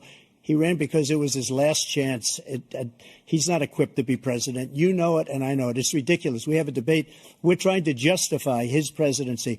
His presidency, he's without question, the worst president, the worst presidency in the history of our country. We shouldn't be having a debate about it. There's nothing to debate. He made up the Charlottesville story, and you'll see it's debunked all over the place. Every reasonable anchor has debunked it. And just the other day it came out where it was fully debunked. It's a nonsense story. He knows that. It happened. All you have to do is listen to what was said at the time. And the idea that somehow that's the only reason I ran. I ran because I was worried a guy like this guy could get elected. If he thought they were good people coming out of that forest, carrying those woods, carrying those torches, then he didn't deserve to be president. Didn't deserve to be president at all. And the idea that he's talking about all this being fabricated. We saw with our own eyes. We saw what happened on January 6th. We saw the people breaking through the windows. We saw people occupying his own vice president. Look, there's a reason why 40 of his 44 top cabinet officers refused to endorse him this time. His vice president hasn't endorsed him this time. So why? Why? They know him well. They serve with him. Why are they not endorsing him? They're not endorsing him because he's straight trash. We're back. So, MD, what do you think about the video we just saw here with the democracy question involved? Well, first and foremost, let me say this. Biden was at his best when he didn't have to run down policy. He was at his best when he could just speak freely, like that segment. When he spoke freely, he said what was on his mind, and it wasn't no BS that he had to remember. And to me, that's what sealed the deal to let me know that, like, even if he was a bag of bones, that's who I'm gonna run with in regards to anything from an anti-Trump perspective. Now, so many lies in regards to January 6th. Let's go to this point first. He said that well first he didn't answer the question. First and foremost, he went on a ramble, and then Classic Trump. Jake Tapper was killing me. He would not answer the question. Then he would go and say how much time he had left. Listen, if he's finished with his statement, that's it. Yes. It's not up to the moderator to give them a time check and then to reiterate the question. That's BS. It's not how a debate goes. But in any event, so many lies. He said, now this was the most like egregious. He said that he offered Nancy Pelosi 10,000 National Guard troops, and Nancy Pelosi said no. Nancy Pelosi doesn't have the capacity to say yes or no on anything in that regard. So what the hell are you talking about? Then he turned around and said that he gave the National Guard to Seattle and Portland and Minneapolis. MAGA maniacs, y'all cannot be this stupid. Mm-hmm. The National Guard works on, yes, it's called the National Guard, no question about it. The National Guard works on a division state authority. So the stuff that was happening with George Floyd in Minneapolis, the governor of Minnesota deploys the National Guard. The governor of Washington deploys the National Guard to Seattle. The governor of Oregon deploys the National Guard to Portland. Where now, Venkat, you're pretty astute. Where is the only place that the president of the United States has the authority to deploy the National Guard? Washington, D.C. Washington, D.C. I'll be damned. So you mean to tell me that you deployed the National Guard in all these places where you technically don't have the authority to deploy National Guard? But then you want me to say you got on your knees and begged Pelosi to grant him the authority to deploy that? How stupid do that sound? We can't be this dumb, America. We can't. But not only that, I mean, there's actual footage which he did allude to about Nancy Pelosi's daughter making a documentary, and on that documentary, it shows Nancy Pelosi calling, saying, "Get someone down here, get the guards down here, get some military, get somebody to help us with the situation." And then Schumer was saying, "Get in touch with Trump. He needs to make some sort of a statement and get some type of help down there." That's an actual video footage that played, and it's on YouTube. You can see it. So right. Nancy Pelosi did not deny any help from anybody. They were frantically calling for help. Right, and remember, Pence in the ProPublica documentary, He said when they got him on the ground, that's the first thing he did was called to the Oval Office and nobody picked up.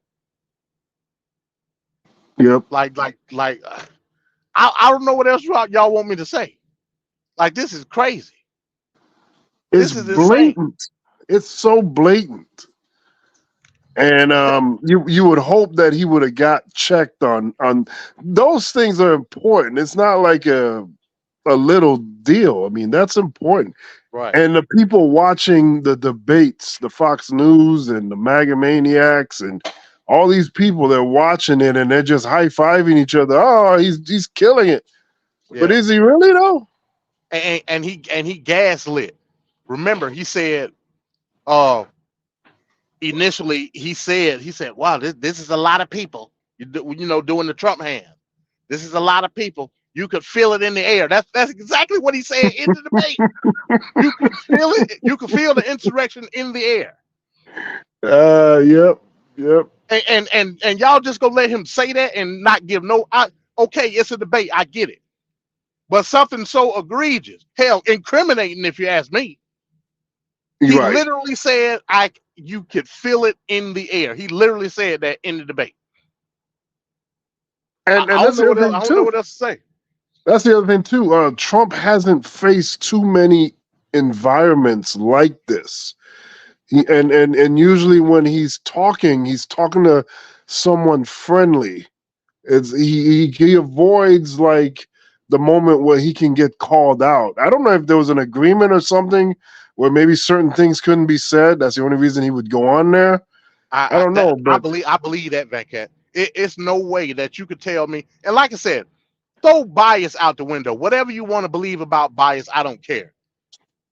There's no way that you can't tell me some of the stuff that Trump said wasn't up for further discussion in the context in which he said it. That's like you just gonna let him say it, right? And then given another opportunity to answer the same question in another way. Nah, man, that was crazy. That was crazy.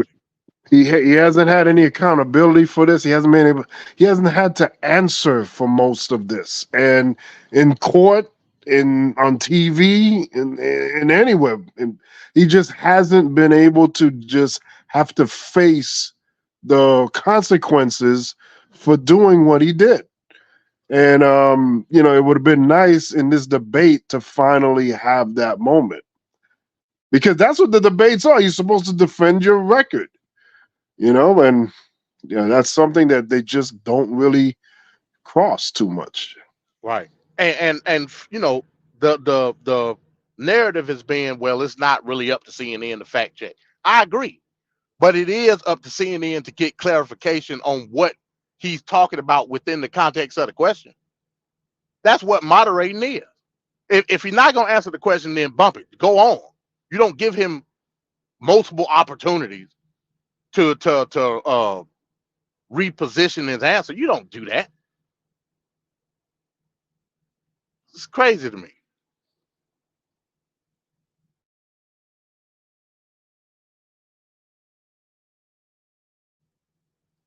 Uh-oh, Venkat. Oh, I had it on.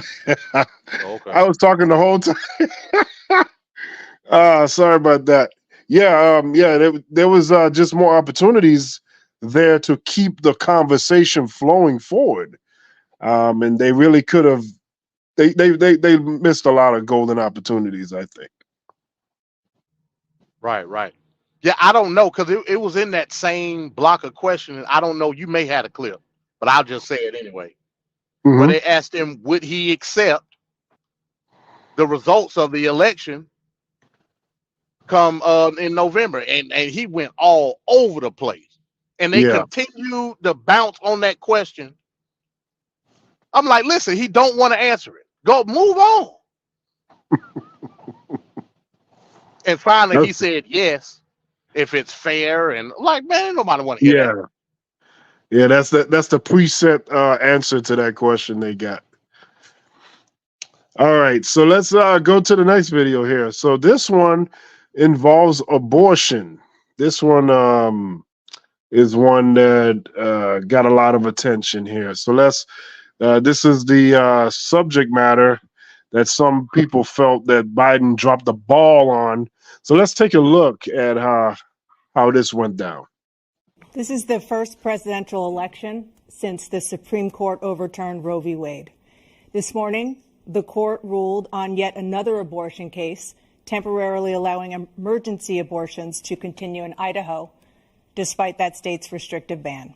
Former President Trump, you take credit for the decision to overturn Roe v. Wade, which returned the issue of abortion to the states. Correct. However, the federal government still plays a role in whether or not women have access to abortion pills. They're used in about 2/3 of all abortions. As president, would you block abortion medication? First of all, the Supreme Court just approved the abortion pill, and I agree with their decision to have done that, and I will not block it. And if you look at this whole question that you're asking, complex but not really complex. 51 years ago, you had Roe v. Wade, and everybody wanted to get it back to the states. Everybody, without exception. Democrats, Republicans, liberals, conservatives. Everybody wanted it back. Religious leaders. And what I did is I put 3 great Supreme Court justices on the court, and they happened to vote in favor of killing Roe v. Wade and moving it back to the states. This is something that everybody wanted. Now, 10 years ago or so, they started talking about how many weeks and how many this, getting into other things. But every legal scholar throughout the world, the most respected, wanted it brought back to the states. I did that. Now the states are working it out. If you look at Ohio, it was a decision that was an end result that was a little bit more liberal than you would have thought. Kansas, I would say the same thing. Texas is different. Florida is different. But they're all making their own decisions right now. And right now, the states control it. That's the vote of the people. Like Ronald Reagan, I believe in the exceptions. I am a person that believes. And frankly, I think it's important to believe in the exceptions. Some people, you have to follow your heart. Some people don't believe in that. But I believe in the exceptions for rape, incest, and the life of the mother. I think it's very important. Some people don't. Follow your heart. But you have to get elected also. And because that has to do with other things. You got to get elected. The problem they have is they're radical because they will take the life of a child in the 8th month, the 9th month, and even after birth. After birth, if you look at the former governor of Virginia, he was willing to do this. He said, we'll put the baby aside and we'll determine what we do with the baby, meaning we'll kill the baby.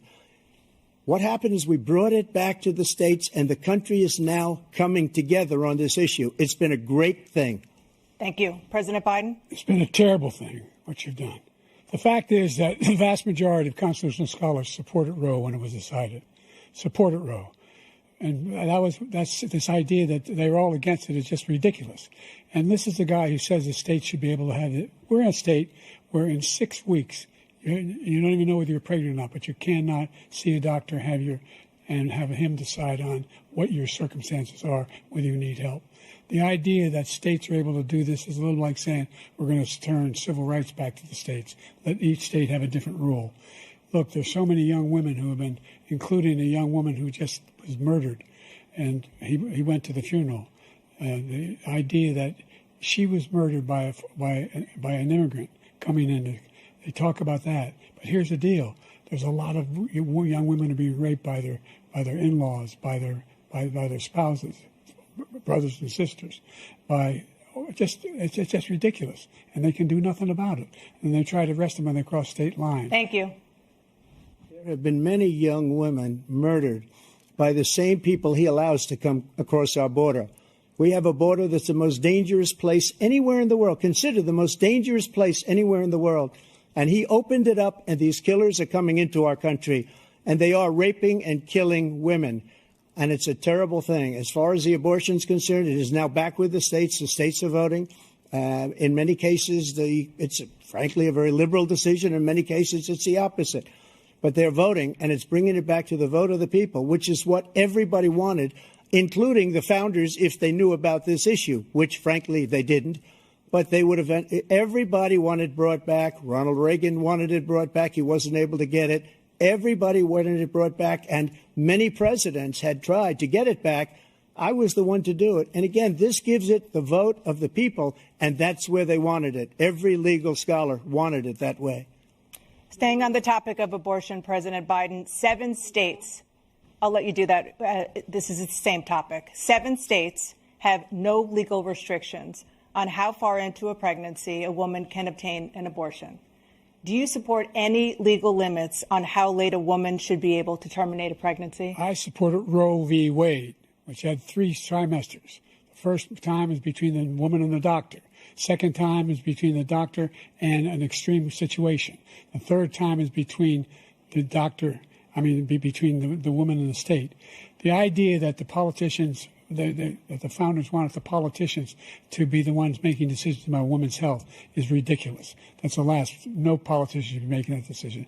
A doctor should be making those decisions. That's how it should be run. That's what you're going to do. And if I'm elected, I'm going to restore Roe v. Wade. So that means he can take the life of the baby in the 9th month and even after birth, because some states, Democrat run, take it after birth. Again, the former governor of Virginia, put the baby down, then we decide what to do with it. So he's willing to, as we say, rip the baby out of the womb in the 9th month and kill the baby. Nobody wants that to happen, Democrat or Republican. Nobody wants it to happen. That is simply not true. The Roe v. Wade does not provide for that. That's not the circumstance. Only if a woman's life is in danger, she's going to die. That's the only circumstance in which that can happen. But we are not for late-term abortion, period. Period, period. Under Roe v. Wade, you have late-term abortion. You can do whatever you want, depending on the state. You can do whatever you want. We don't think that's a good thing. We think it's a radical thing. We think the Democrats are the radicals, not the Republicans. For 51 years, that was the law. 51 years, constitutional scholarship said it was the right way to go. 51 years, and it was taken away because this guy put very conservative members on the Supreme Court. He takes credit for taking it away. What's he going to do? What's he going to do, in fact, if the MAGA Republicans, he gets elected, and the MAGA Republicans control the Congress, and they pass a universal ban on abortion, period, across the board at 6 weeks or 7 or 8 or 10 weeks, something very, very conservative. Is he going to sign that bill? I'll veto it. He'll sign it. Thank you. All right, there we go. The abortion debate portion of the debate. MD, what did you think about that moment? I hope you caught the contradiction, Van Cat. In the initial portion of the question, when Trump was answering, he said his intention was always to bring it back to the states. It wasn't. In 2016, in the debate, he said that he would defund Planned Parenthood based on abortion. So that's a lie. You know what I mean? But that's not the contradiction. He contradicted himself by saying that his intention was to bring it back to the states. At the end of that clip just now, when Trump was speaking, he said late-term abortion, you can just put the baby down and figure out what to do with it. Varied by the state. Now I'm confused, Van Cat. He said it's very state by state. Your intention was to bring it back to the state. What if a state say, hey, look, once you squirt the baby out, do what y'all want to do with it?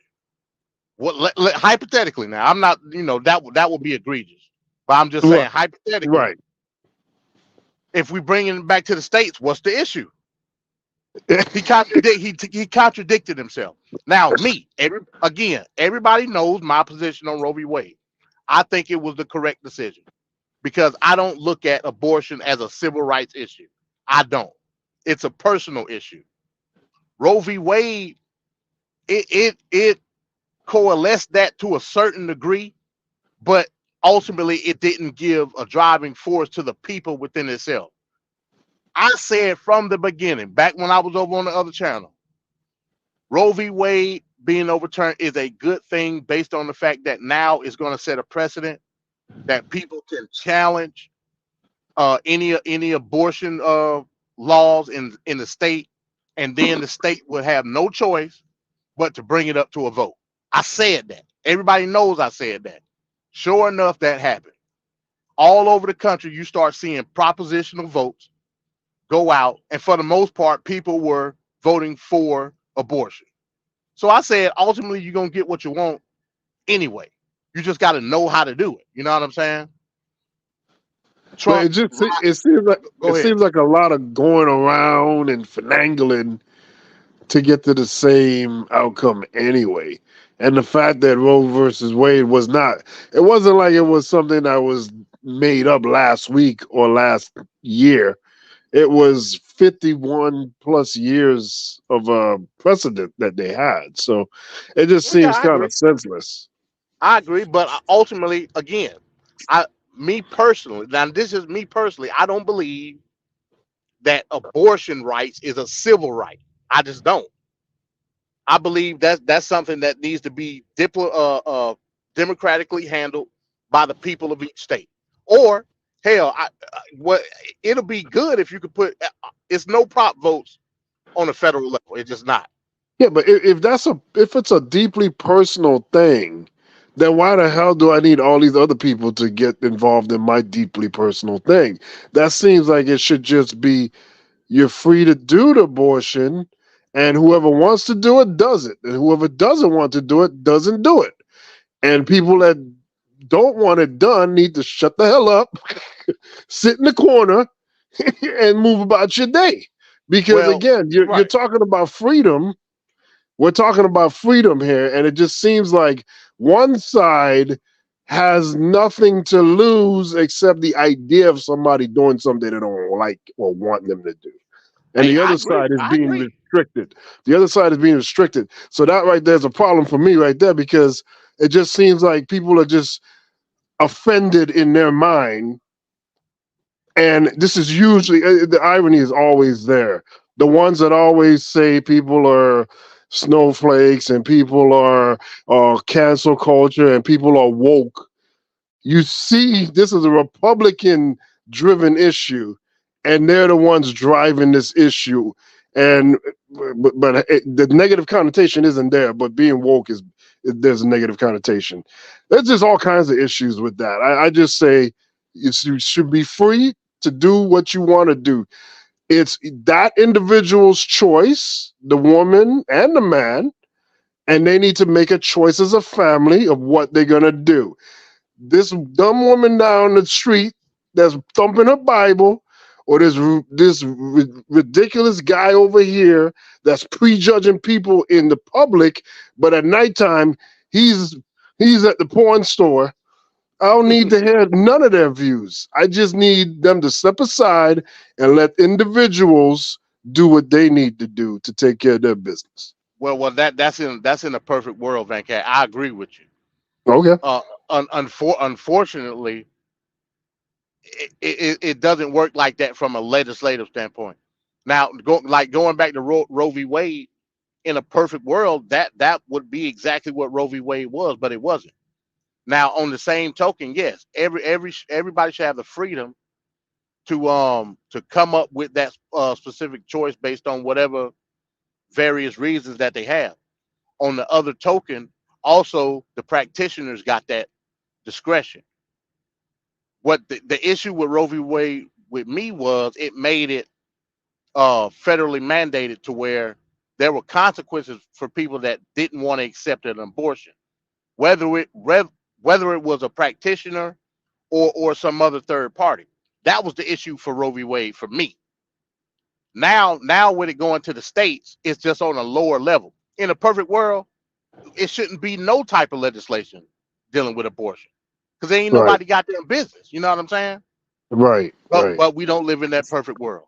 I mean, Biden broke down the stages of how the legislation of Roe v. Wade works. He said it goes from the doctor of relationship from doctor and mother, then doctor and critical situation, then mother and state.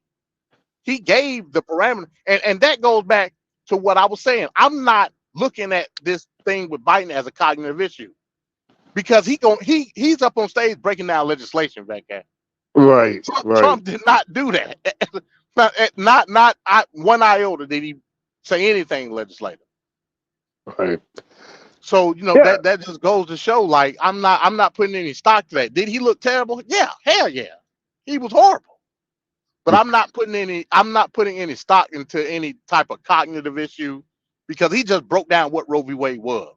Trump don't have the capacity to do that. And it's funny too, because the very next day, Biden went and did a campaign rally, and he was way different. His energy was different. Everything was different. It Yeah, was weird. they fed him in all the mock debates he had at Camp David. They fed him numbers. That's what happened. Yeah. That's my belief. They fed him a whole bunch of stats and said stick to this, and he got flustered on the debate stage. That's my opinion. Yeah. Yeah. On top of him being old as hell. You know Yeah. what I'm saying? Yeah. But when he went to Waffle House and he went to the watch party, everything was magically fine. At 1 o'clock in the morning. Stop lying. I seen you at the Waffle House. Mystical. Oh man. Did you touch everything on that subject? Yeah. That's pretty much it. Again, Trump's original position was federally banning abortion. Everybody knows that. When he ran in 2016, that's what he ran on. He said it in the debate with Hillary. Like literally. He said he was going to defund Planned Parenthood because he was pro-life. Verbatim, that's what he said. Now all of a sudden it's up to the state. Where did that come from? Oh my God. He's so I did not two-faced. have a conversation with Trump at any point in time. So he didn't get it from me. Mm-hmm. Donald Trump is the ultimate chameleon. My God, he switches up for whatever environment he in. All right, so let's go now. We only got like 2 videos left. We got Russia and Israel. Let's go ahead and check that out. We'll be back. Former President Trump, Russian President Vladimir Putin says he'll only end this war if Russia keeps the Ukrainian territory it has already claimed and Ukraine abandons its bid to join NATO. Are Putin's terms acceptable to you? First of all, our veterans and our soldiers can't stand this guy. They can't stand him. They think he's the worst commander-in-chief, if that's what you call him, that we've ever had. They can't stand him. So let's get that straight. And they like me more than just about any of them. And that's based on every single bit of information. As far as Russia and Ukraine, if we had a real president, the president that knew, that was respected by Putin, he would have never invaded Ukraine. A lot of people are dead right now, much more than people know. You know, they talk about numbers. You can double those numbers, maybe triple those numbers. He did nothing to stop it. In fact, I think he encouraged Russia from going in. I'll tell you what happened. He was so bad with Afghanistan. It was such a horrible embarrassment, most embarrassing moment in the history of our country, that when Putin watched that and he saw the incompetence, that he should have fired those generals, like I fired the one that you mentioned, and so he's got no love lost, but he should have fired those generals. No general got fired for the most embarrassing moment in the history of our country, Afghanistan, where we left billions of dollars of equipment behind. We lost 13 beautiful soldiers, and 38 soldiers were obliterated. And by the way, we left people behind, too. We left American citizens behind. When Putin saw that, he said, you know what? I think we're going to go in and maybe take this was his dream. I talked to him about it, his dream. The difference is he never would have invaded Ukraine. Never. Just like Israel would have never been invaded in a million years by Hamas. You know why?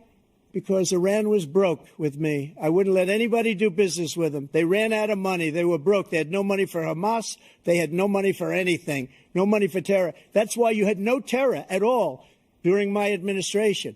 This place, the whole world is blowing up under him. President Biden? I've never heard so much malarkey in my whole life. Look, the fact of the matter is that we're in a situation where, let's take the last point first. Iran attacked American troops, caused brain damage for a number of these troops, and he did nothing about it. Recently, not when he was president. They attacked. He said they're just having headaches. That's all it is. He didn't do a thing when the attack took place, number one. Number two, we got over 100,000 Americans and others out of Afghanistan during that airlift.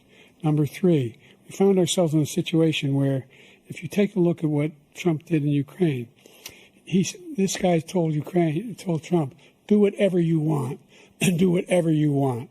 And that's exactly what Trump did to Putin, encourage him, do whatever you want. And he went in. And listen to what he said when he went in. He was going to take Kyiv in 5 days, remember? Because it's part of the old Soviet Union. That's what he wanted to reestablish, Kyiv. And he, in fact, didn't do it at all. He wasn't able to get it done. And they've lost thousands and thousands of troops, 500,000 troops. President Trump, I never come back said to you that. for 1 minute, I just want to go back to my original question, which is, are Putin's terms acceptable to you? Keeping the territory in Ukraine? Acceptable. No, they're not acceptable. But look, this is a war that never should have started. If we had a leader in this war, he led everybody along. He's given $200 billion now or more to Ukraine. He's given $200 billion. That's a lot of money. I don't think there's ever been anything like it. Every time that Zelensky comes to this country, he walks away with $60 billion. He's the greatest salesman ever. And I'm not knocking him. I'm not knocking anything. I'm only saying the money that we're spending on this war, and we shouldn't be spending, it should have never happened. I will have that war settled between Putin and Zelensky as president-elect before I take office on January 20th. I'll have that war settled. People being killed so needlessly, so stupidly, and I will get it settled, and I'll get it settled fast before I take office. President Biden, you have a minute. The fact is that Putin is a war criminal. He's killed thousands and thousands of people. And he has made one thing clear. He wants to reestablish what was part of the Soviet Empire, not just a piece. He wants all of Ukraine. That's what he wants. And then you think he'll stop there? Do you think he'll stop when if he takes Ukraine? What do you think happens to Poland? What do you think of Belarus? What do you think happens to those NATO countries? And so if you want a war, you ought to find out what he's going to do, because if in fact he does what he says and walks away, and by the way, all that money we give Ukraine are from weapons we make here in the United States. We give them the weapons, not the money at this point. And our NATO allies have produced as much funding for Ukraine as we have. That's why we're strong.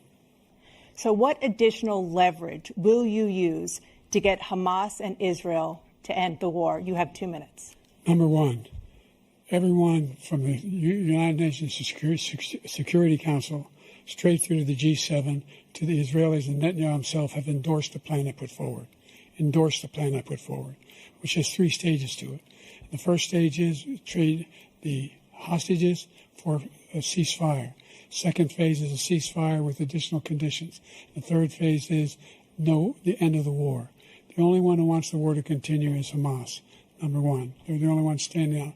We're still pushing hard to get them to accept. In the meantime, what's happened? In Israel, we're trying to say the only thing I've denied Israel was 2,000-pound bombs. They don't work very well in populated areas. They kill a lot of innocent people. We're providing Israel with all the weapons they need and when they need them. And by the way, they've been greatly weakened, Hamas, greatly weakened, and they should be. They should be eliminated. But you've got to be careful for using certain weapons among population centers. Just going back to Ukraine for 1 second. We have an ocean separating us. The European nations together have spent $100 billion, or maybe more than that, less than us. Why doesn't he call them and say, you got to put up your money like I did with NATO? I got them to put up hundreds of billions of dollars. The Secretary General of NATO said Trump did the most incredible job I've ever seen. They wouldn't have any. They were going out of business. We were spending almost 100% of the money was paid by us. He didn't do that. He's getting you got to ask these people to put up the money. We're over $100 billion more spent, and it has a bigger impact on them because of location, because we have an ocean in between. You got to ask them. As far as Israel and Hamas, Israel's the one that wants to go. He said the only one that wants to keep going is Hamas. Actually, Israel is the one, and you should let him go and let him finish the job. He doesn't want to do it. He's become like a Palestinian, but they don't like him because he's a very bad Palestinian. He's a weak one. President Biden, you have a minute. I've never heard so much foolishness. This is a guy who wants to get out of NATO. Are you going to stay in NATO? He's going to pull out of NATO. The idea that our strength lies in our alliances as well. It may be a big ocean, but we're ever able to avoid a war in Europe, a major war in Europe? What happens if, in fact, you have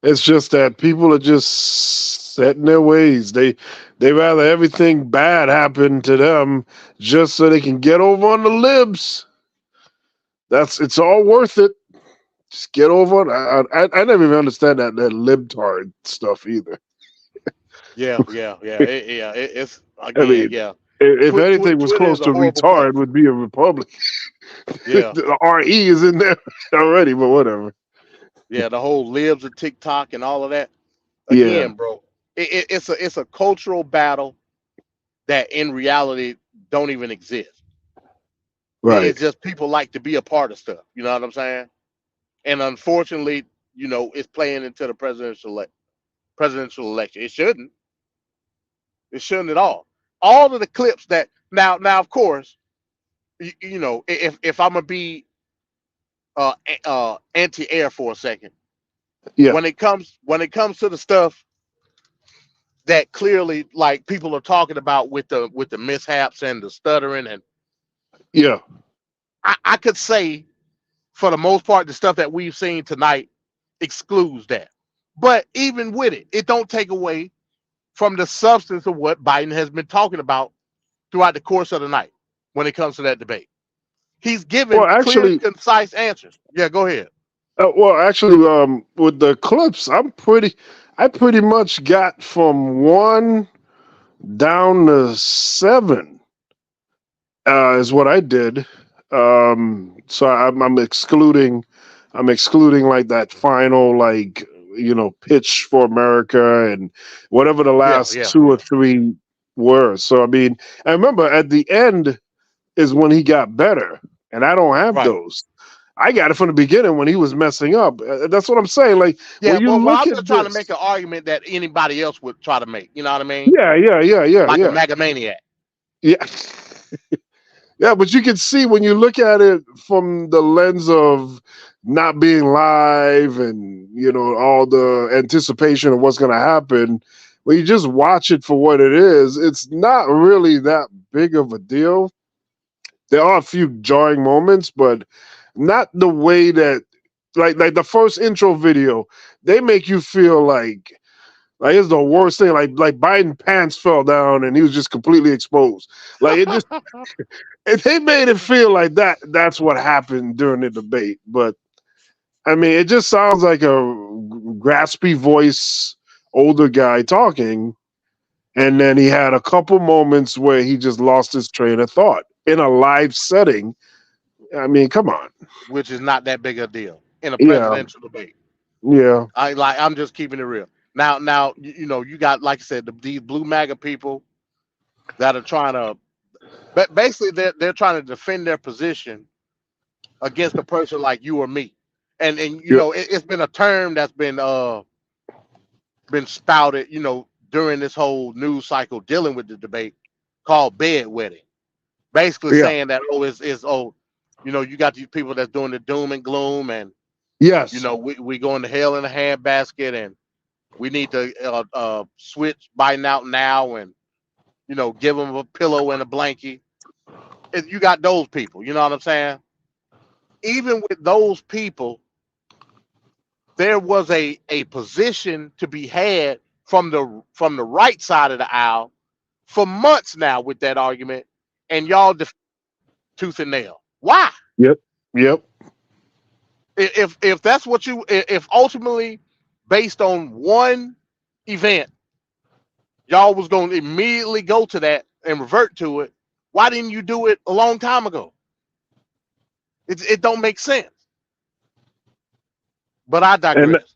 and now to piggyback on a lot of what you just said, this video it'll pretty much back up a lot of what you just illustrated just now, and this is just really explaining the circumstance of the debate, the actual stakes, and the history of bad debates. So let's take a look at this right here, and we'll talk about that more. The very first thing you need to know about what we all saw last night is that most voters didn't see it. It was the lowest rated presidential debate in a very long time. It had the smallest audience of any first presidential debate, first in a series, in the 21st century. And only about 1/3 of the people who voted in the last presidential election actually watched the debate. Only 51 million viewers out of 155 million voters who voted last time. In 1980, when we had about half of the voting population we have now, the presidential debate got 80 million viewers. Almost every voter watched that debate. In 1980, 85 million votes were cast in the presidential election, and 80 million people watched that debate. That's a big difference. Faithful audiences of this program will know that I have, in every presidential campaign season, insisted repeatedly that these so-called debates that were invented by and for television do not test anything that is actually part of the daily job of the presidency. No one ever runs into the Oval Office and says, Mr. President, you have 2 minutes to explain your position on some subject. The very first question written by a committee, as these questions always are in these kinds of debates, very first question to Donald Trump was, you want to impose a 10% tariff on all goods coming into the U.S. How will you ensure that that doesn't drive prices even higher? Trump, it's not going to drive them higher. That's it. That was the answer. A tariff, by definition, is an increase in a price. That is the very point of tariffs, to increase the consumer price of imported goods, everything from clothes to cars. In Trump's case, a 10% increase on the price of every single thing imported into the United States. So a new $4,000 tax you would pay on a $40,000 car. That $40,000 car becomes a $44,000 car because of Donald Trump's tariffs. This debate, that wasn't a real debate, pretended that tariffs are not tariffs. They let that happen. The better question to Donald Trump would have been, what is a tariff? Because he proved last night that he doesn't know. And he proved that his true believers do not know what a tariff is. Donald Trump said that his tariffs are going to force China, quote, to pay us a lot of money. That was the very first of Donald Trump's long list of lies, over 50 of them, in that so-called debate.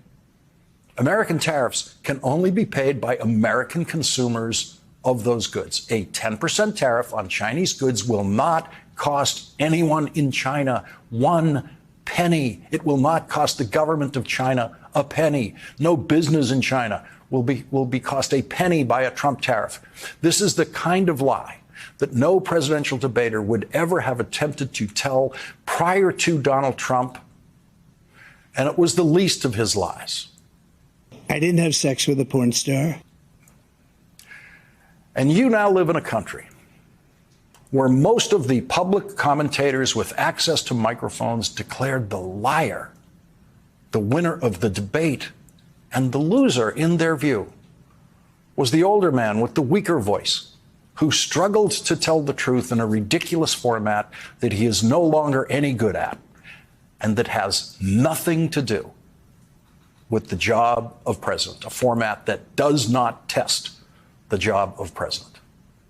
Most of the coverage of the event actively encourages the voters to look at that as superficially as possible and focus only on what the commentators call the performance and never the policy.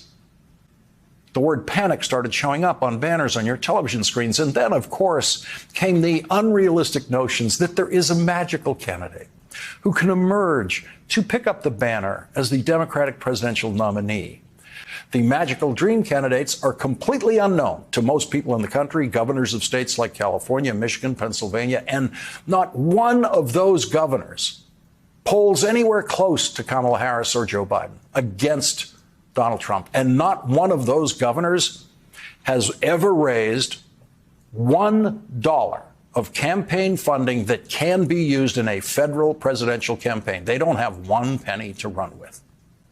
I heard this talk once before on the Democratic side in 1992 at exactly this point in the on the calendar in June, when Bill Clinton was running third at a tiny 25% of the vote against Ross Perot's leading 39% and President George H.W. Bush's 31%. And there was panic in the halls of Congress about that, where I was working at the time.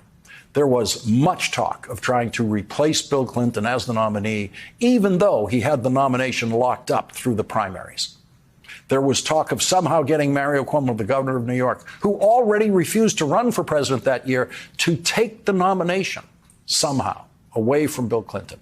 Or George Mitchell, then majority leader of the United States Senate. And I knew George Mitchell and worked with George Mitchell in those days. And I knew that that talk about George Mitchell was preposterous. George Mitchell knew it was preposterous. And it was being pushed by other members of Congress, including senators, who knew absolutely nothing about the complexity of running a presidential campaign.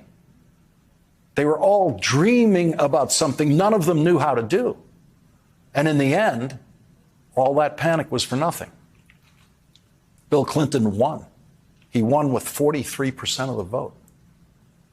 The next time we saw this kind of panic was on the Republican side in 2016, when the Access Hollywood video came out and prominent Republicans started pulling their endorsements from Donald Trump that very day and talking about finding a way to replace him as their nominee.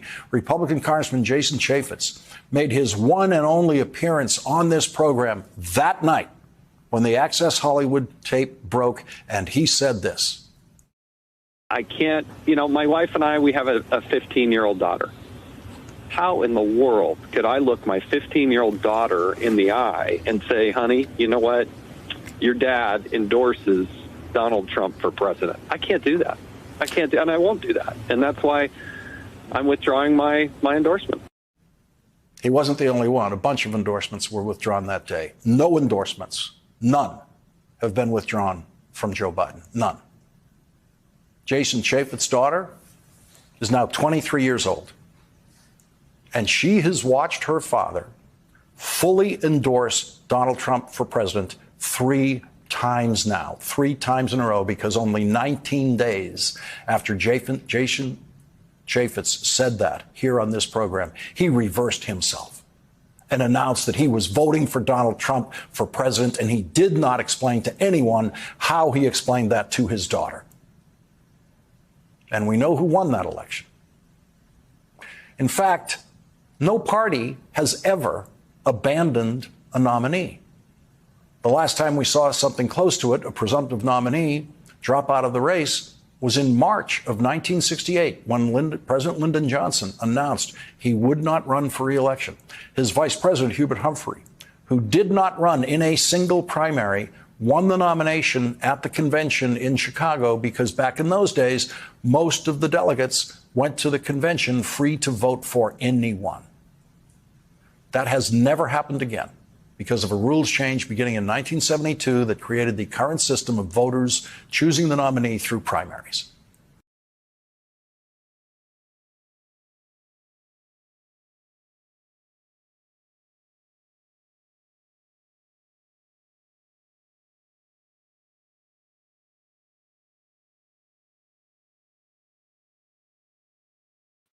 AMD? Yeah, I'm here. Oh, yeah. I lost my connection again. I don't know what okay. Yeah, I wasn't looking at my phone. I was just listening. I thought that was the end of the video. No.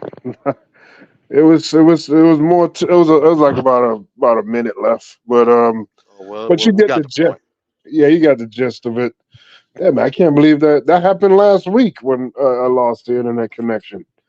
Goodness gracious. Yeah, it's all good. Yeah, it might be a StreamYard thing. StreamYard be like that sometimes. But shout out to Lawrence O'Donnell, man. That's the only person that I respect that over there in MSNBC. Only one. I like the way he calmly just explains everything. Yeah. Lawrence O'Donnell the truth. Yeah. Yeah, but just like you've been saying about the tariff and the ineffectiveness of doing that, he actually explained that on TV. And why isn't that happening with more? I mean, like, especially in a debate setting, you got to say stuff like that.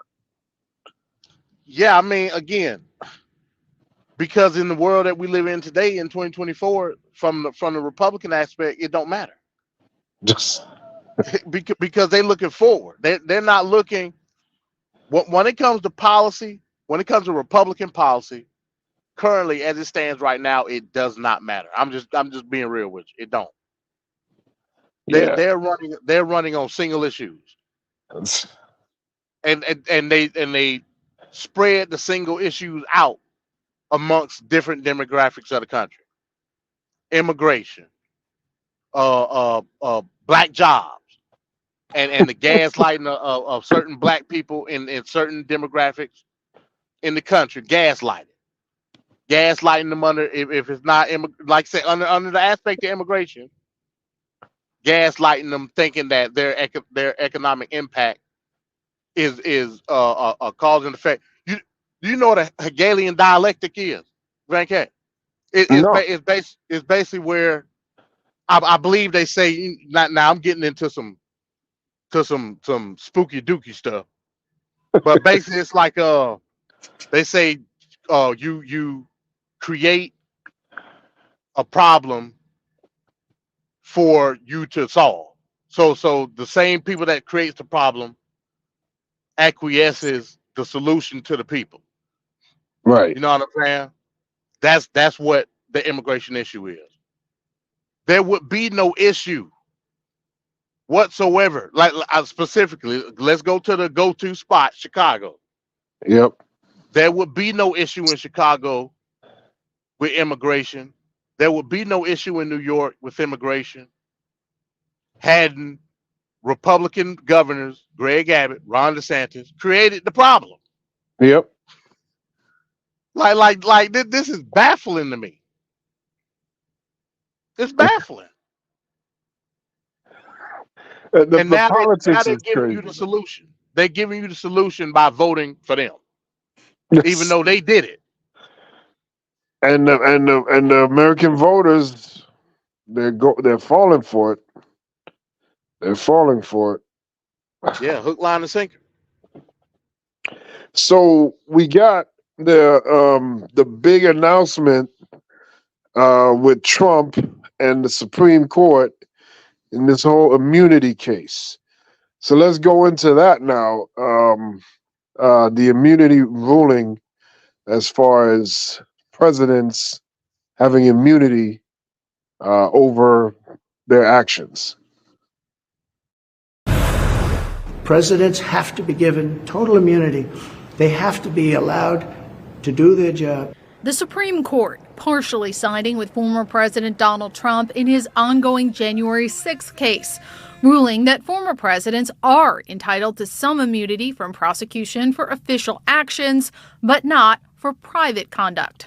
In the 6-3 opinion, Chief Justice John Roberts, writing for the majority, at least with respect to the president's exercise of his core constitutional powers, this immunity must be absolute. The president enjoys no immunity for his unofficial acts, and not everything the president does is official. The president is not above the law. The High Court, though, leaving it up to lower courts to determine which actions are official and therefore immune.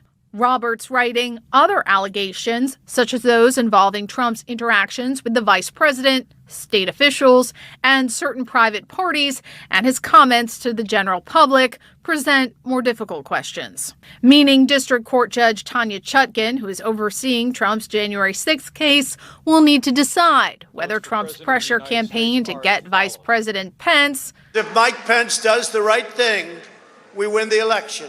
Georgia state officials. I just want to find 11,780 votes, which is one more than we have, because we won the state. And others to overturn the 2020 election results were official acts. Trump celebrating the decision on social media, posting, "Big win for our Constitution and democracy." Justice Sonia Sotomayor dissenting from the majority opinion, writing, "The relationship between the president and the people he serves has shifted irrevocably. In every use of official power, the president is now a king above the law." Something she and other liberal justices warned about during oral arguments in April. I'm trying to understand what the disincentive is from turning the Oval Office into, the seat of criminal activity in this country.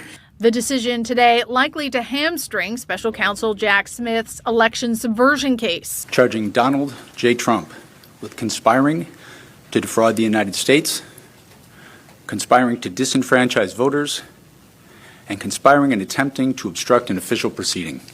Roberts making clear in his majority opinion that Trump's discussions with Justice Department officials and his official conversations with the then vice president are immune. And in another blow for Smith, Roberts says Trump's official acts cannot be considered even as evidence at trial.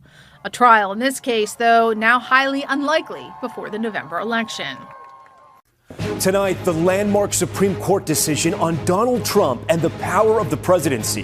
The historic 6-3 ruling finding that Mr. Trump has some immunity for official acts surrounding January 6th, but not for unofficial acts. The race for president and the power of the presidency colliding in one Supreme Court decision. The court ruled today that a president has at least some immunity from prosecution. The landmark ruling involves the federal election interference case against former President Donald Trump, brought by Special Prosecutor Jack Smith. Today's 6-3 decision hailed by Mr. Trump as a, quote, big win for our Constitution and democracy. And President Biden speaking tonight on this very issue. This nation was founded on the principle that there are no kings in America. Each of us is equal before the law. No one is above the law. Not even the President of the United States. With today's Supreme Court decision on presidential immunity, that fundamentally changed. For all practical purposes, today's decision almost certainly means that there are virtually no limits on what a president can do. This is a fundamentally new principle, and it's a dangerous precedent, because the power of the office will no longer be constrained by the law, even including the Supreme Court of the United States. The only limits will be self-imposed by the president alone. This decision today has continued the court's attack in recent years on a wide range of long-established legal principles in our nation. Tonight, a monumental win at the Supreme Court for former President Trump. The conservative majority finding the presumptive GOP nominee must receive sweeping immunity for any official acts taken during his presidency. The 6-3 ruling a defeat for special counsel Jack Smith, with the court bulldozing through the charges against Mr. Trump for his alleged criminal efforts to stay in power, making the completion of any trial before November virtually impossible. Chief Justice John Roberts laying out a new sliding scale of what can be prosecuted, saying a president may not be prosecuted for exercising his core constitutional powers, that he has immunity from prosecution for all his official acts, but that a president has no immunity for private, unofficial acts, while cautioning the president is not above the law. A federal grand jury indicted the former president for orchestrating a conspiracy to retake the White House. Prosecutors alleging he leaned on his DOJ, VP, and state officials to help him reverse the election results, mobilizing meetings of fake electors. It all culminating in the violent attack on the Capitol on January 6. Mr. Trump has pleaded not guilty to all charges and argued without immunity, every president could be prosecuted by political opponents. If you don't have immunity, you're not going to do anything. You're going to become a ceremonial president. You're not going to take any of the risks. The majority today agreeing the commander-in-chief must be able to carry out his constitutional duties without risk of political prosecution. Writing, without immunity, such types of prosecutions of ex-presidents could quickly become routine, and that would weaken the presidency, which is exactly what the framers intended to avoid. The special counsel had pushed to get the case to trial before November. My office will seek a speedy trial. The ruling now dramatically chipping away at parts of Smith's case. The justices finding Mr. Trump's urging the then Attorney General to investigate voter fraud now absolutely immune from prosecution. What remains in the indictment, including his pressure on his former VP? Mike Pence is going to have to come through for us.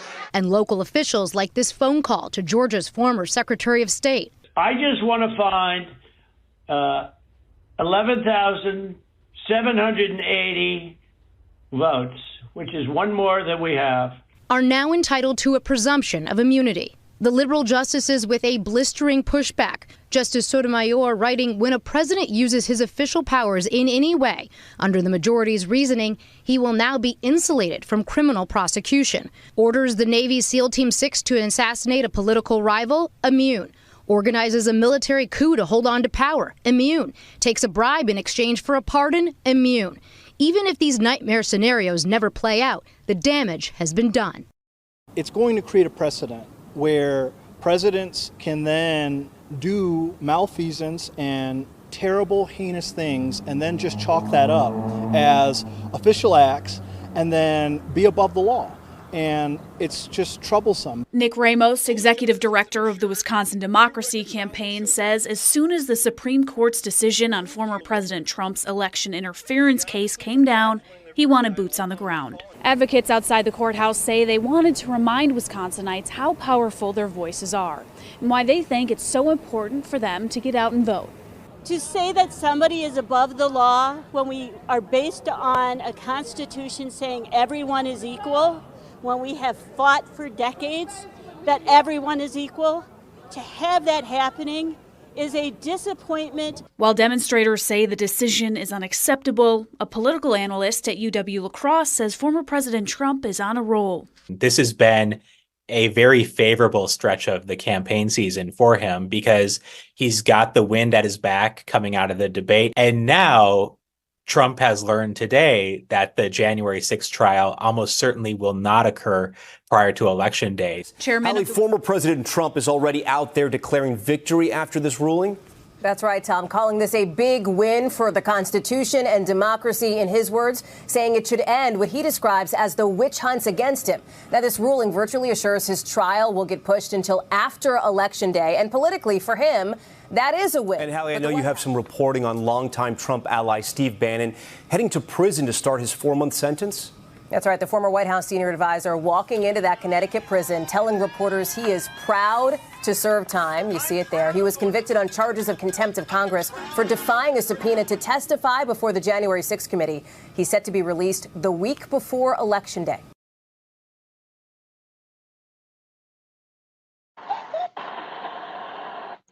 All right, so there we got the immunity ruling that happened. So we got Ricardo on the panel. What's going on, Ricardo? Fired. You fired. Hold up. Yo, everybody. All right. So what do you think about this immunity ruling here? Yeah. Where do I begin with this? Sorry that I'm late, by the way, everyone, because my daughter had a recital tonight. So, daddy duties come into play first before anything.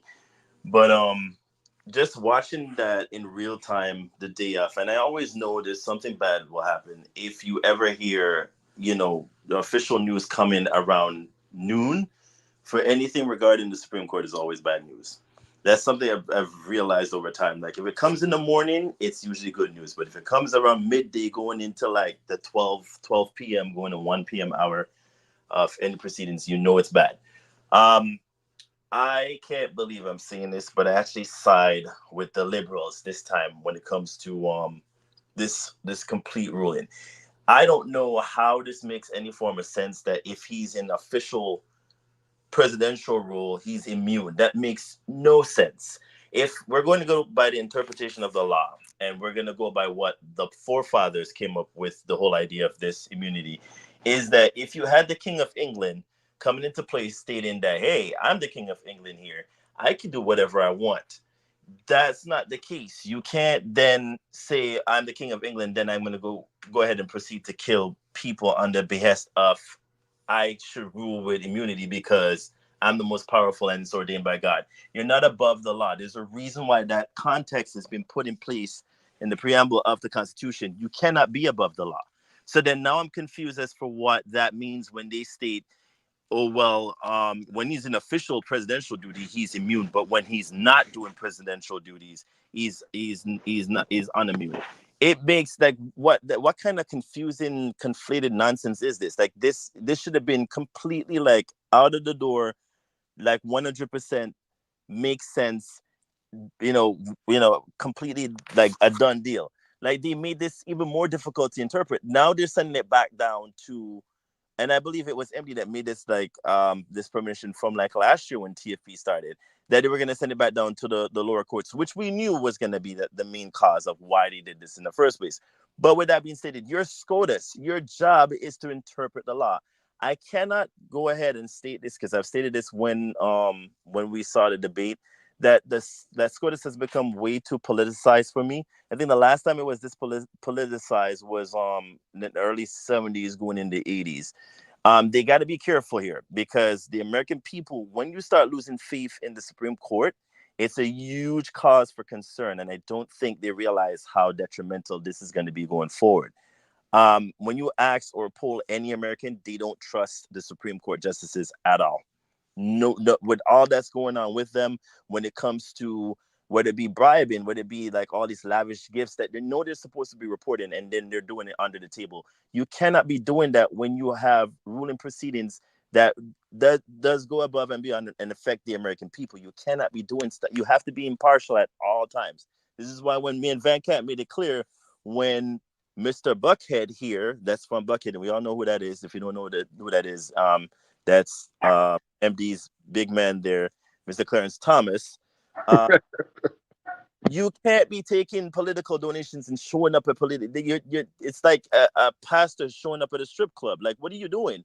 You got to know there's a time and place and limit for what you're doing and the context of what it serves. The observation, the periphery of all of this just looks bad. So then now what we're hearing from, I was watching a Sunday political program where they were like, and I think I might have to bring this up on a lot of dates.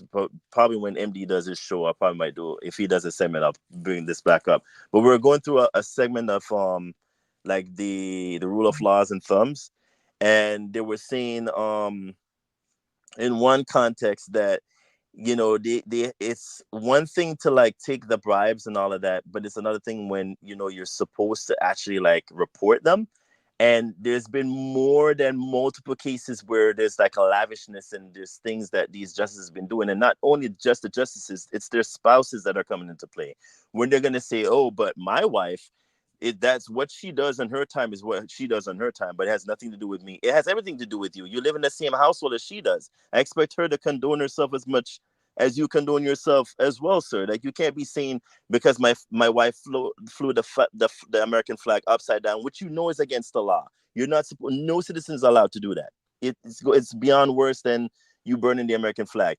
You cannot be stating, oh, but my wife did it, so I have nothing to do with that, and therefore I should be immune from like people stating the other, otherwise. Bull crap. You guys know what you're doing. Like, stop the nonsense and start like doing your jobs correctly. Like, this is just bad politicization that I've seen in God knows how long. Like, we can't be doing this. And then the American people now hearing this, it's now split dividedly even. Like, now everybody's stating, if you could come up, I wish you could come up and say this, because now I got to admit it to your face. You are absolutely right. This is now really concerning me in terms of going forward for November. I don't know if this was just a thing where they just wanted to wash their hands clean from the whole not ruling in Trump's favor, or it's just a thing of, hey, we're the courts, we're just going by the interpretation here. And based on our interpretation, one side said, which is the liberals, hey, he's not above the law, but you cannot give him that. And then the other side, the conservatives, are going, hey, man, listen, this is what it says in context, blah, blah, blah. The forefathers interpreted. It's like, what is going on? Y'all need to like delegate correctly, because now what if the American people didn't trust y'all? They definitely don't trust y'all now. And it would go in with the Roe v. Wade thing, and then we don't know what else they're going to be coming into play with next. All I'm going to say is, and this is why, and Twin made this point clear when we were talking about the whole debate the week before, y'all need to vote. I don't want to hear the flip-flopping nonsense of, oh, I'm not going to vote for this person and I'm not going to vote for that. You vote for the best interest. You were given a civic duty to vote. This is why we need people to vote. And when we do vote, put these people on burner choices, meaning like now you're going to tell them, I'm going to hold your feet to the fire. Whatever you say, you're going to rule it with. Whatever you're doing, and make sure we come up with term limits now. Let's come up with all these things that we should be been putting in place in context from the longest time. Why do we have these justices dying on the Supreme Court? They should be given a certain time limit, maybe 10 years, maybe 5. Specify how long they're supposed to be in there, not rule for eternity. That doesn't make sense. But I digress with all that I'm saying. All I'm saying is with the immunity ruling, I don't know how y'all feel about this, but this is just bad in context. I can't believe I sided with the liberals this time. But I don't think this makes sense. Like, if he now decides to go after his political rivals by stating, hey, I want to have them killed by the National Guard, who is to say that because he's officially in the role that they can't now put him on trial? That makes no sense. Really, it's just beyond absurd at this point, and I don't know where the country is going. But this should be alarming everybody at this point. I don't know how y'all feel, but this was very alarming just to hear them say because he's in official role, he has to be immune. That's utter bullcrap. Complete nonsense. But I digress. All right, thanks, Ricardo. MD, what do you think here about the immunity?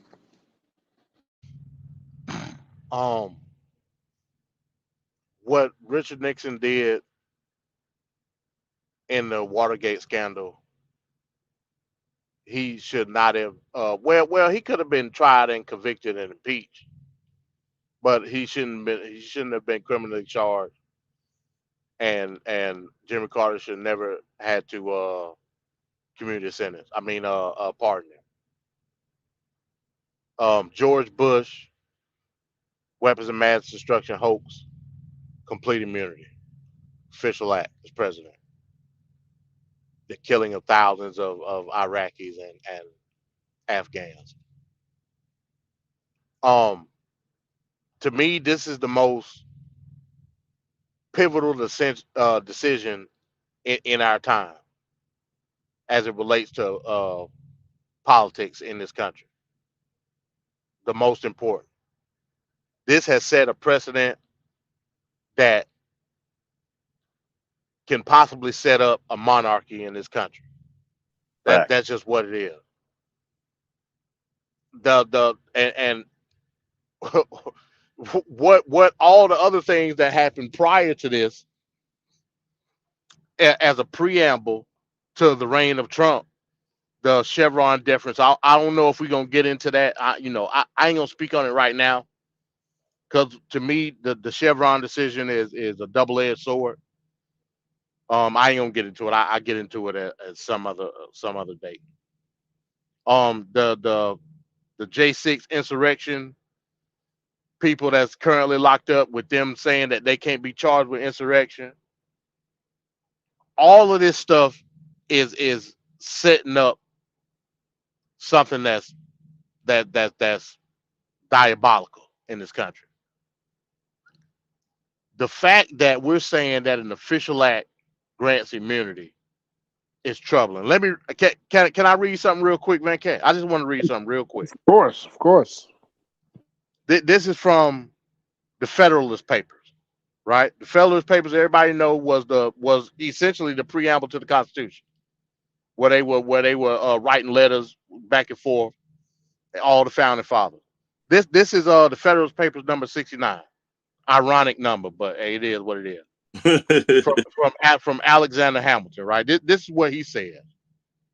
It says the President of the United States would be liable to be impeached, tried, and upon conviction of treason, bribery, or other high crimes or misdemeanors, removed from office, and would afterwards be liable to prosecution and punishment in the ordinary course of law. Now, that's what one of the founding fathers said. Facts. So I'm trying to figure out,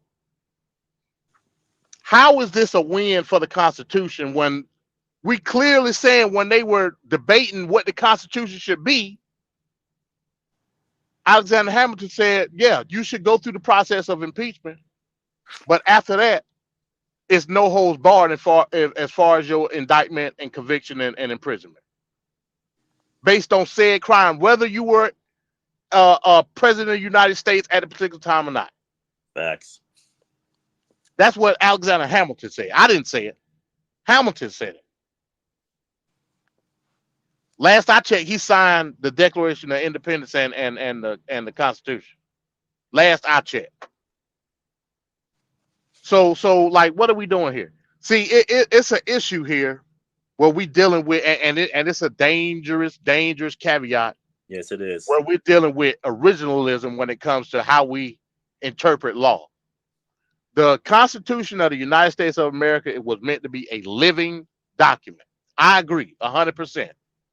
Nobody ever said that the Constitution is supposed to be set in stone. I agree with that 100%. But in the confines of how we view the law from a baseline principle, it's clear what the parameters of being president of the United States is. Yep. It's clear. So when the Fifth Circuit Court had that whole thing and they asked about SEAL Team 6, you might as well just throw that up in the air because that's totally true now. SEAL Team, Trump can have SEAL Team 6 blow all our brains out. Yep. And as an official act of president of the United States, cool. Now he may be impeached for it, but he ain't gonna suffer no criminal consequence at all. Yep. Because he has full-blown immunity for it. Or he could, now that we have technology on our hands, he could use drones to completely go in and obliterate people with bombs. And then just drone yeah. Right. Like that's dangerous. Yeah, go ahead. But the liberals, no, that's what I was saying. That's what the liberals were literally saying. That's why I said I can't believe the day has come where I literally side with the liberals on this. This is crazy. Hey, law is law, man. Law ain't a partisan document. It just ain't. And hey, bro, come on now, dog. Come on, man. Hey, I'm telling you. And that's ironic because we talking about the Supreme Court, who's supposed to be the ultimate nonpartisan entity. My point. So again, man, hey, Vancat, I'll be down there probably this weekend so we can go to the handbasket store and get our hands. Surprise, surprise. Surprise, surprise. And you know what's funny because I tried to give Clarence Thomas the benefit of the doubt. Remember, I said a couple of weeks ago, I think Clarence Thomas is a spook that sat by the door. I think that he's throwing in little trinkets here and there in these decisions, trying to give us a hint as to how we need to proceed as black people. I done throw that out the window. You were lost there, MD. Because he going along with and it's not necessarily his viewpoints. I ain't got no issue with his viewpoint. It's the fact that he going along with this diabolical scheme. Exactly. Diabolical scheme. And then he gonna give up his seat to make sure that it's elongated. This is dangerous, Van Cal. I'm telling you, it's dangerous, man. This man, we living in a time right now that they're talking about history hundreds of years from now. This is not fear. I should not be put to them indignancies. Ain't that true? Hey, and that's what it is, man. I'm telling you. Like, hey, this community case, and you might as well just throw. I don't want to hear nothing else talking about no court case. Throw them out the window too, because they over finito. Well, you heard about they were saying about they're gonna put together the court case, even though they can't like do anything, they could at least put the case together so that certain facts can come out about like what happened just before the election. So they may not have a ruling on it, but they could start the court case and just have all the information come out. But Venkat, the problem is the majority, even in the Georgia case, because Fannie Willis, go check out. Let me give a plug because this go perfectly with the preview that I just put out this morning of the excerpt, find me the vote perfectly, talking about the phone call and all of that. Yep. All of that stuff, even the Rathensberger phone call, which they said in this clip that you just played, would be technically considered a presidential act. I don't see So how. I don't see how. because he was president, and I can see the court going with that. That's 100%. crazy. That's upside down world So stuff. all that evidence you could just throw out the window. You just throw it out. That's obscene. It means nothing now. I think what it can do, though, I think this, with all this being said, it could galvanize, and this is why I said during the midterms it was the same thing. When they did the whole Roe v. Wade thing, what it did, it galvanized all women to come together and vote. Oh, yeah. So I'm saying, where they were like, oh, we're gonna have a red wave. Oh no, you will not, because what you do is you spook people to now thinking, okay, now we should wake up, now we should do something, now we're gonna do something about it. And then they were caught by surprise, just like the song says, surprise, surprise. Everybody was like, okay, well, it's gonna be a red wave. No, there ain't, because Ever since they passed that Roe, they knocked it down. Roe versus Wade. The Republicans have lost and been in some tough turmoil times. That's what I've been saying. So now you got this that just passed, and I mean, I don't care how MAGA you are. You're complaining about a deep state. You're complaining about the system being rigged. You're complaining about all these unfair things. Exactly, and the candidate you're backing with the court that he created illegitimately, I might add. There's at least 2 of those 3 that are not even real. That's Obama's Supreme Court pick, but whatever. Right. Well, even with that though, Van Cat, that's why I don't put it solely based off of, because it's a whole grand scheme to me. But even with the Supreme Court pick, go back and look. BG, decrepit ass. She should have got out of there. Yes. She should have got out of there. She wanted to wait for Hillary to be elected so she can appoint the first. You know what I'm saying? So she can be the first female president. Like, lady, you Which is so you're a bag of bones. It's so goofy. So goofy. And Barack Obama multiple times was urging her, leave now. It's 2012. Right. Leave now. No, I think I'm gonna be. Then she got sick, and then she there with the trainer talking about she's been the strongest she's ever been, and she's old and decrepit. Get off the Supreme Court. Like, you're taking up time here. So then when she died, Trump was like, oh my God, like, is this for real? They did that at record speed in less than a week. Right. Didn't she take didn't Amy Coney Barrett take her seat? Yep. That's one of the oh man. So it's crazy. yeah, man. Hey, we living in strange times, bro. I'm telling you. I don't, man. And this goes back to Project 2025. All of this stuff that's happening in the Supreme Court is a preamble. That's all it is. They priming the pump, getting it ready to go. And you know, Lord Trump don't, if he do, man, we gonna see some stuff we ain't never seen before in this country, ever. All the more reason why Biden has to win, because there's going to be 2 more opportunities for the next president. It's going to happen. It's two of them are gonna happen. So, I mean, they got 3. It'll change it to 5 if they can get Biden in there. Yeah, I think 3 is gonna leave, or 2. It should be the context of 2, but you just never know.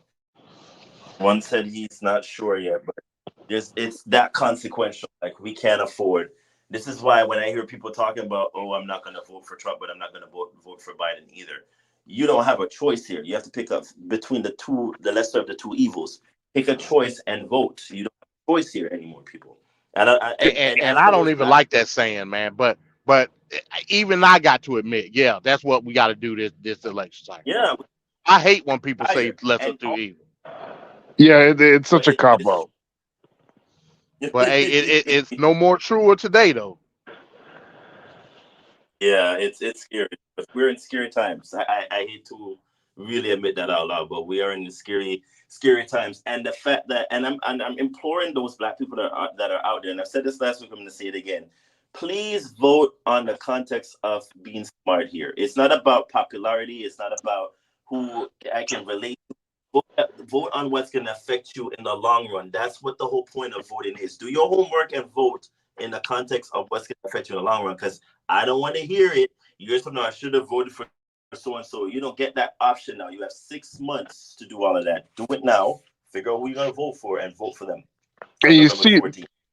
in the video with Lawrence breaking down the election viewership. You know, in 1980, 150 million was voting. I'm sorry. In Oh the last yeah, I think you election, said 80. I think you 150. said 80. Oh, you talking about last election? Okay. Yeah, last election, 150 million people voted, but only what 50 or 51 less than million. right actually That's watched low versus turnout. 85 million and 80 million out of that 85 watch. So I Which, mean, people got to be which more goes to my active. point. Right. Which goes to my point. Let me reiterate it again. This will be one of the lowest turnout elections of recent memory. I've been saying it. Been saying it. Y'all learn to listen to me at some point. I am the political prophet amongst men. I'm telling you, people are disenchanted with this whole election because the candidate. But now that we're able to formulate what the ideology of the current Republican Party is, I think that's not a good look. We got to get more informed on what's going on, even if you don't agree with the other candidates' policies. I don't, but I understand what's on the other side. That's just a fact. And like I said, I've never used the term lesser two evil. You see here But what Trevor's saying here.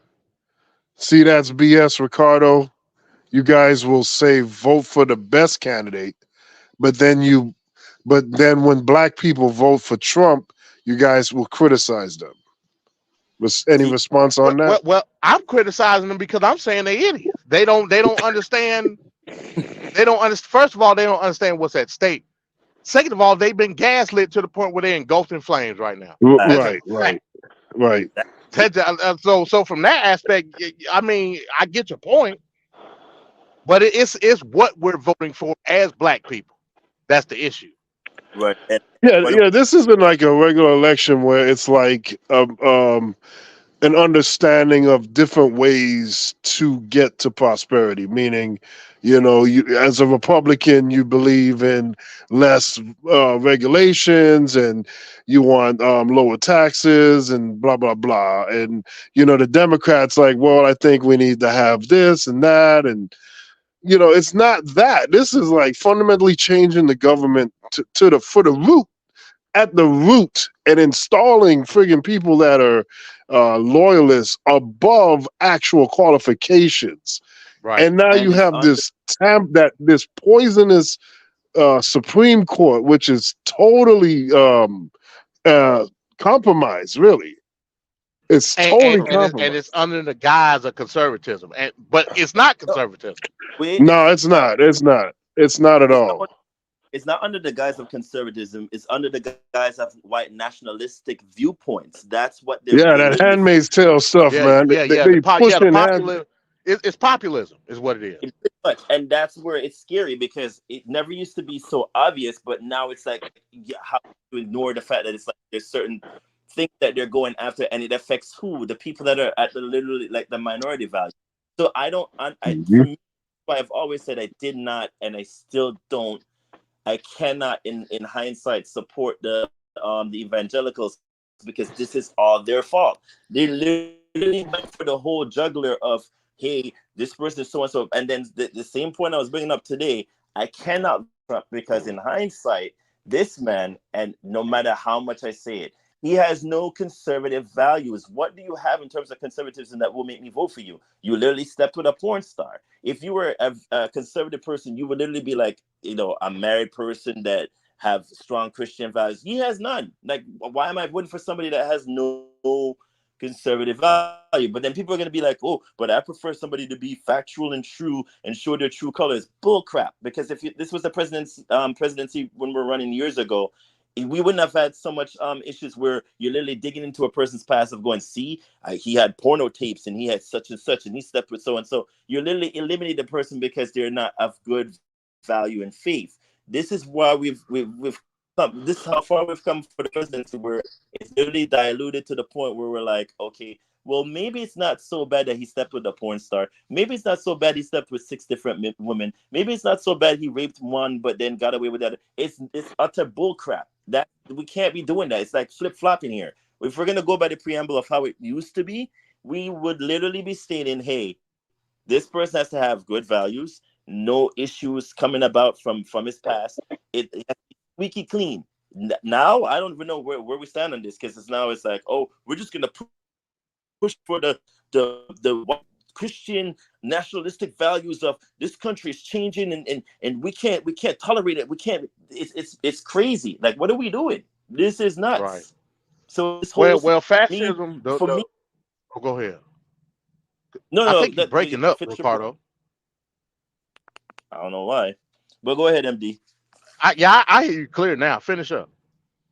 No, I was gonna say, if for me to do my citizenship and swear my allegiance to this country, it's quite baffling to even think that we're in this scope of place where we're in frame of mind of things are going to change on account of we're unhappy because it's changing due to the point of it's not wide enough for certain people anymore. Are you kidding me right now?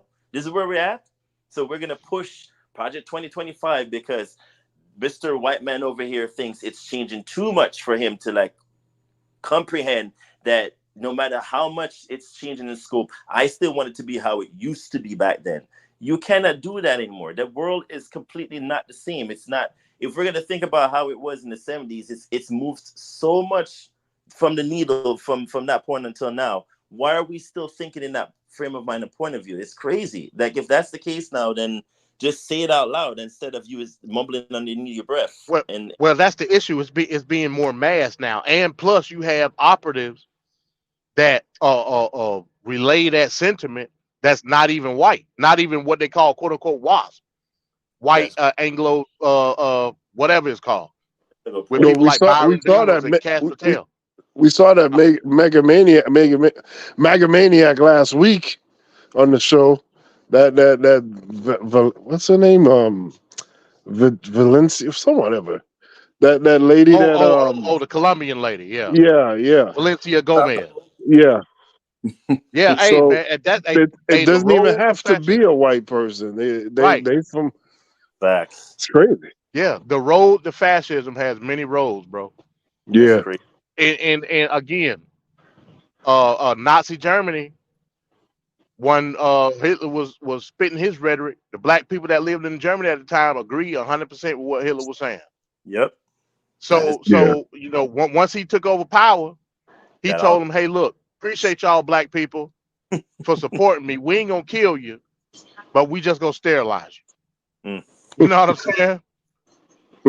So, hey, the road to fascism has many paths, bro. That's just what it is. All right, so we should get ready now to go in session because it's that time. Lame duck session. Let's go check it out. That's right. First things first, in this lame duck session.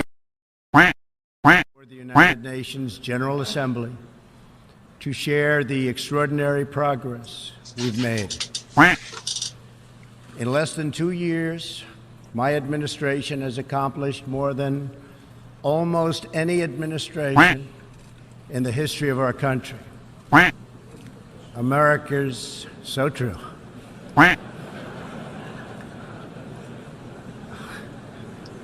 Didn't expect that reaction, but that's okay.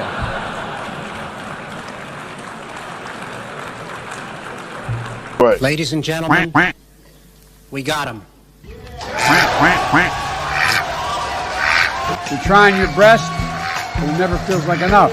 I started having second thoughts almost the moment I sat down on the plane. Lights off! Off! Turn them off. They're too bright. Turn them off. Turn them off. Let's go. Ready? Turn We go back a long way. She was 12, I was 30, but anyway. So I changed my return flight and flew back on the first available flight I could take. I'm sick and tired of smart guys. I'm sick and tired of ordinary people being fleeced. I'm tired of being quiet. I'm sick and tired. I'm just sick and tired. We have this notion that somehow if you're poor, you cannot do it. Poor kids are just as bright and just as talented as white kids.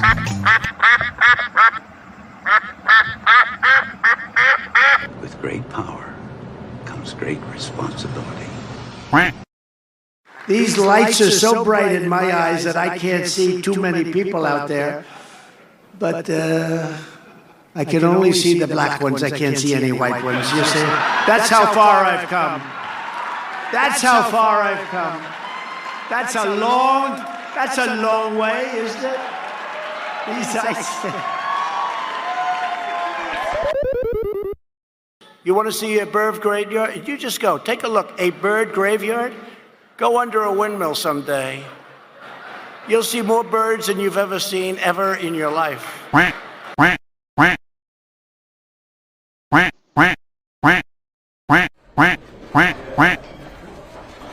every conservative American, this is what happens in the last days of a dying regime. They will never shut me up. They'll have to kill me first. I have not yet begun to fight. We're going to begin with breaking news tonight and that bombshell federal indictment against Steve Bannon, President Trump's former chief White House strategist, who was once described as the president's ideological soulmate.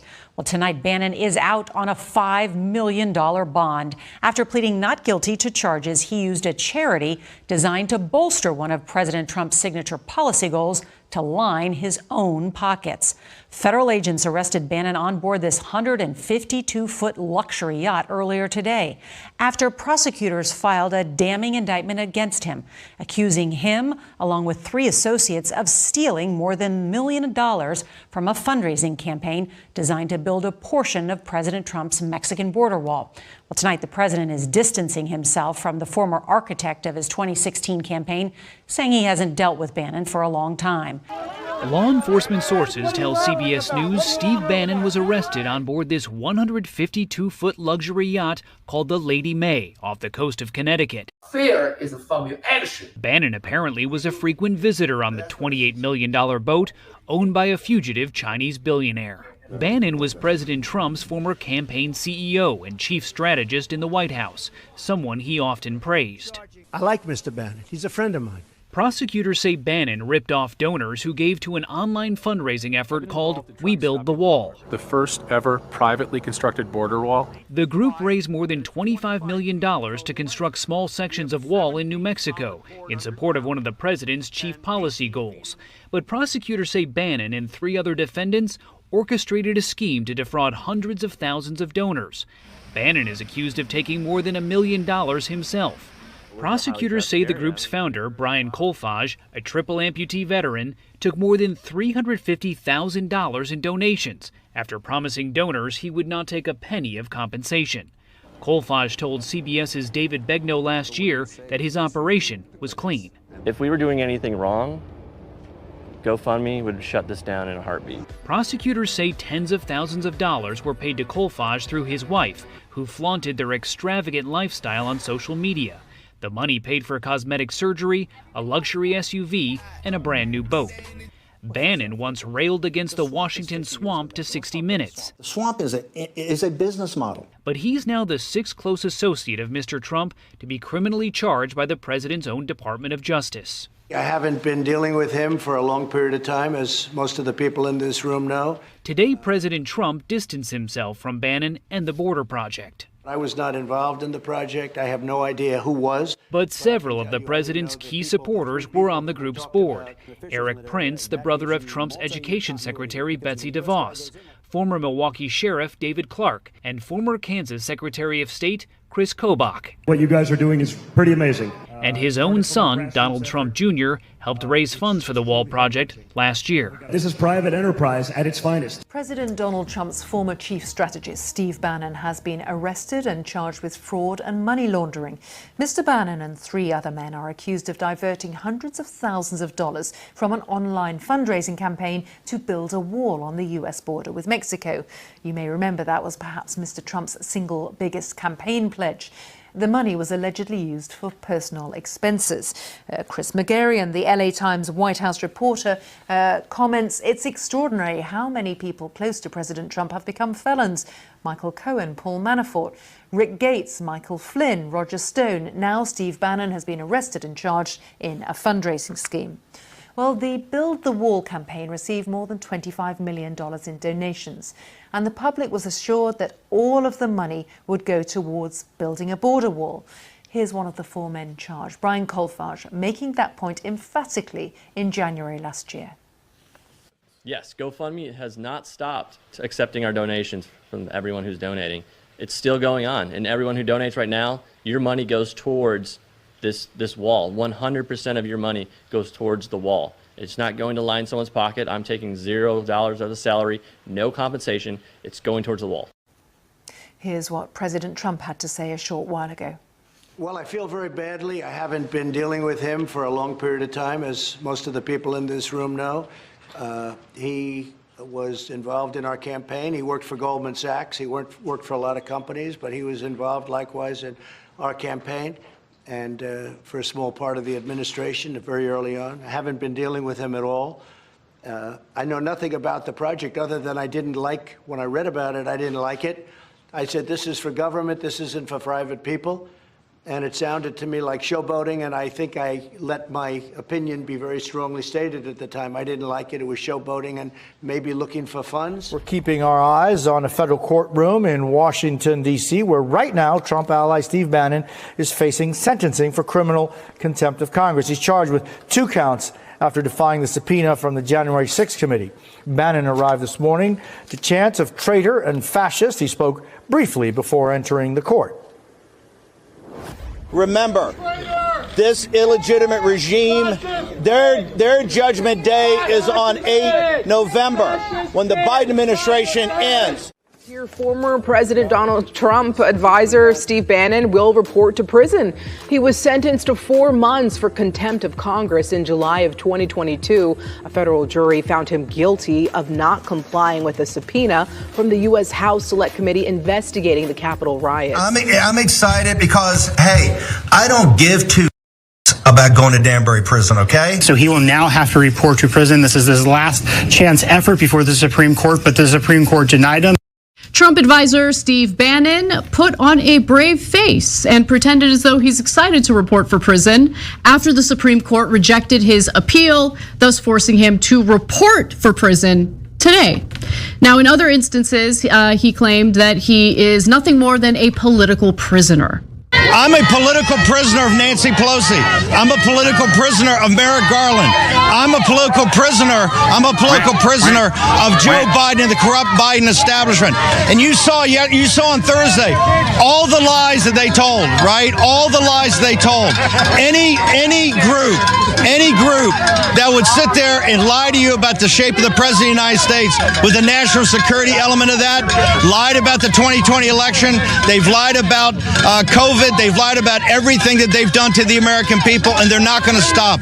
Until we stop them, they're not going to stop. And the way you stop them is you do things like this. Hey, if they're going to send me to prison, it's not going to matter if we take this fight and take it up the next level, okay?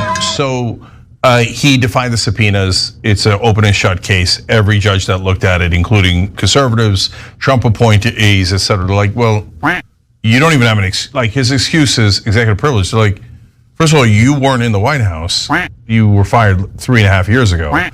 Second of all, they asked you to show up after Trump was president. So how could he have executive privilege if Trump isn't even president anymore? So this is a comical excuse. So even the Trump appointees are like, get out of here, right?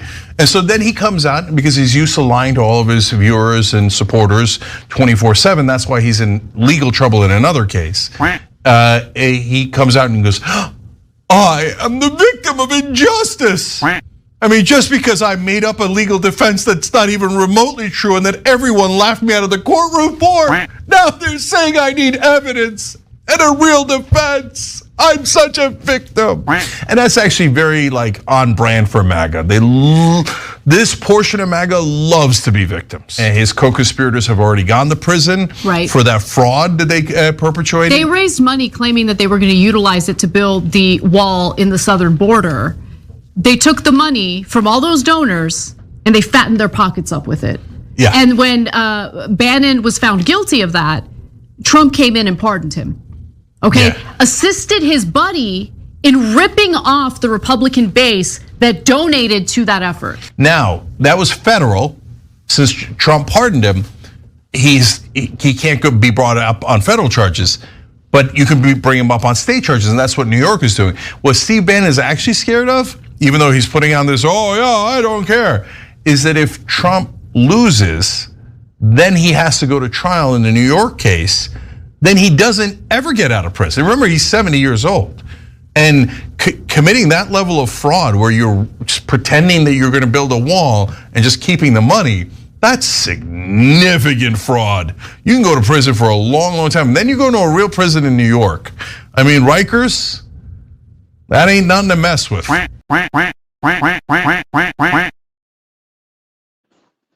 All right, there he goes. There he goes. Put the spotlight on lame duck number 45. How fitting. He loves the president, number 45, Donald J. Trump. And now he's lame duck number 45. Trash bag human of the week. Put the spotlight on Steve Bannon. MD, what's your thoughts here on Mr. Steve Bannon? You know, his story has been crazy throughout the course of the year. Here's the most important aspect of this whole Steve Bannon scenario. The initial indictment and conviction about the fraud. Why? Just a question, Van Cat. Why was the reason behind them doing a fundraiser? Essentially, that's what they did, a fundraiser, to get money to build a wall on the southern border. To exploit MAGA maniacs for their money because they saw it was working for Trump. Why not do it on their own? But that's not what they ran on. I know. I know. They were supposed to drain the swamp and be the guys that were supposed to correct the wrongs. See, this is the idiocy of a MAGA maniac. You ran on build a wall, and then when he got into office, you had to donate money your damn self in order to try to get the wall built, and then it got stolen. And even with that money, it would have just been a small portion. It wasn't even going to cover much. But that's the lunacy that we're dealing with when it comes to the MAGA code. The reason they did the fundraiser initially in the first place because Congress rejected his proposal to get the money to the wall. Don't talk about that. Yep. So again, then he went in not only talking about Trump. Not only did he put his name in the fundraising scheme, he went into the Army Corps of Engineers. I think I told you about this before. He went to the Army Corps of Engineers and stole money from them. Projects going to build a little portion of the wall that he did build. Wow. This is the idiocy. There's so much grifting and fraud behavior going on. That's all it is. It's MAGA within itself. The high level members of MAGA are grifters. That's what they are. And they gaslight the idiots that believe in that stuff into giving them money. It's just amazing. Trump's campaign is about selling stuff. Let's keep it real, Van Cat. Oh, of course. He does stand-up comedy and sells stuff on the side. That's it. And then with the situation with the J6 committee, everybody knows that your role and your involvement. Again, the book that I previewed specifically goes into a lot of stuff Steve Bannon was dealing with. You knew you was in the wrong. You refused to go testify under the J6 committee. They fire you in contempt, and now you in now. Which is so senseless. So senseless. I Like mean, if that's how you felt, you're a MAGA maniac, you're a conspiracy theorist. All you had to do was go testify under the J6 committee and say, like a lot of other people, I plead the fifth. Mm-hmm. I'm not going to answer. That's all he had to do, and you could have walked on out, Mm-hmm. and you wouldn't be in this problem. But because you're a MAGA maniac and you feel like you gained some type of rank, because remember, Trump fired you as his political strategy. Let's not forget that. Not only did Exactly. he fired you while y'all was in the air, high altitude on the airplane, Wow. and then you had to sit there in disgrace and, and await the arrival for the plane to land, and that was it. So again, all of this stuff is crazy, man. Steve, but this is the thing though, Venkat. All of this stuff is happening around the same time. The Supreme Court decision, Bannon getting out. He gets out a couple of weeks prior to the election. Couple of days. It's like Couple of days it's prior to the election. hey, it's like something demonic going on, Venkat. I'm telling you, spooky dookie. Mm-hmm. It's like everything is going to culminate around the presidential election. Yes.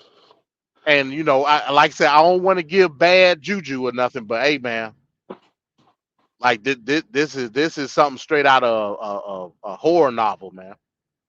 It's crazy. I just can't wait for November to get there. Whether it goes one way or the other, just to get Yeah, I just want it to be past. over. Yeah. Yeah. Oh man. So, so Ricardo, what do you think here about Steve Bannon, number 45, human trash bag of the week?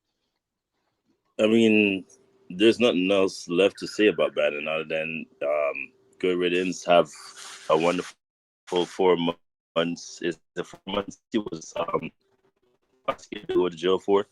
How many times or whatever time in there for?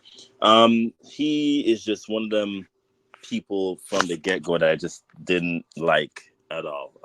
Because he was basically orchestrating Trump to do a whole bunch of nonsensical nonsense under the guise of promoting the white nationalistic viewpoints, and there was some dangerous rhetoric that came from him to the point where him and Trump's daughter didn't even get along.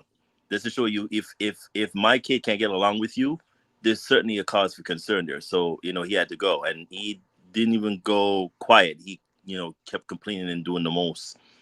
And coming to find out now, under the piece that you guys just saw, he did a whole bunch of stuff, and grifting was one of them. But my goodness, you literally promised people and took money from people and didn't do the list go up, but keep the money for yourself. Like, what are we doing? But what did you expect from the cronies of Trump that he has not been in contact with for the longest time? Like, according to him, it's like, I don't get it. Like, people, when are y'all gonna wake up? Like, Trump has more convicted friends or associates than anybody that I've known as a president for the longest time. Like, you literally see a rap sheet from the lawyers come all the way down to the bodyguards, come all the way down to people that he claims he were never friends with, and you literally see pictures with him but Bannon this was a long time coming for Bannon. I'm surprised it wasn't a longer sentence than what we saw. But good riddance, man. I'm sick and tired of hearing about his name coming up all the time. He needs to go away for a long period of time. He's just as bad as that Sandy Hook guy. I can't remember his damn name. That is now crying, "Woe is me," because they're prosecuting him under the guys that he keep making all these allegations about these poor kids that died. Like, do you guys not have a soul? So don't care for Bannon. good riddance. Hope we don't get to hear your name anytime soon, and I hope you don't drop the soap in front of Bubba. That's all I gotta say. All right. All right. Thanks. Thanks, Ricardo. All right. So this pretty much does it for the show today. So I think we need to just get into our final sign off. So I'll let MD go first in his final sign off. Yes, sir. Yes, sir. Great show, man. As always, this was very informative. I think we went deep into our critique of the debate, the things that we saw in the debate. Um, let's see if it's gonna happen again come September. I think that's the most poignant question now. Um, I think Biden should do what he needs to do as soon as possible in order to get out there and I guess you would say alleviate some of the pressure of what the perception is now. I put in the group chat earlier. ProPublica, they just posted a video of an interview that they did with Biden in September 2023. It's raw. They didn't edit anything. I think it was important for them to do that to show, hey, look, when it's no talking points, when it's just straight up, we asking questions. Biden has the capacity, the wherewithal, the knowledge, first and foremost, to articulate himself adequately as president of the United States. I believe that. Like put Trump and Biden on that same platform, just speaking freely. The reason I know that is because when Trump riled him up, that's what he did. He spoke freely, and he did it adequately and clearly and to the point in regards to what the relevancy of the question was. I think he needs to do that as soon as possible. I just saw a report today. Trump is having a phone call with all the Democratic governors of the United States of America. I don't know what that means, but it's happening tomorrow.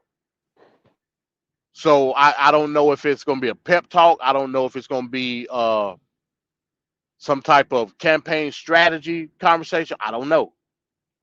But I saw it earlier that all the mainstream news pundits was talking about it. I think he need to go on George Stephanopoulos.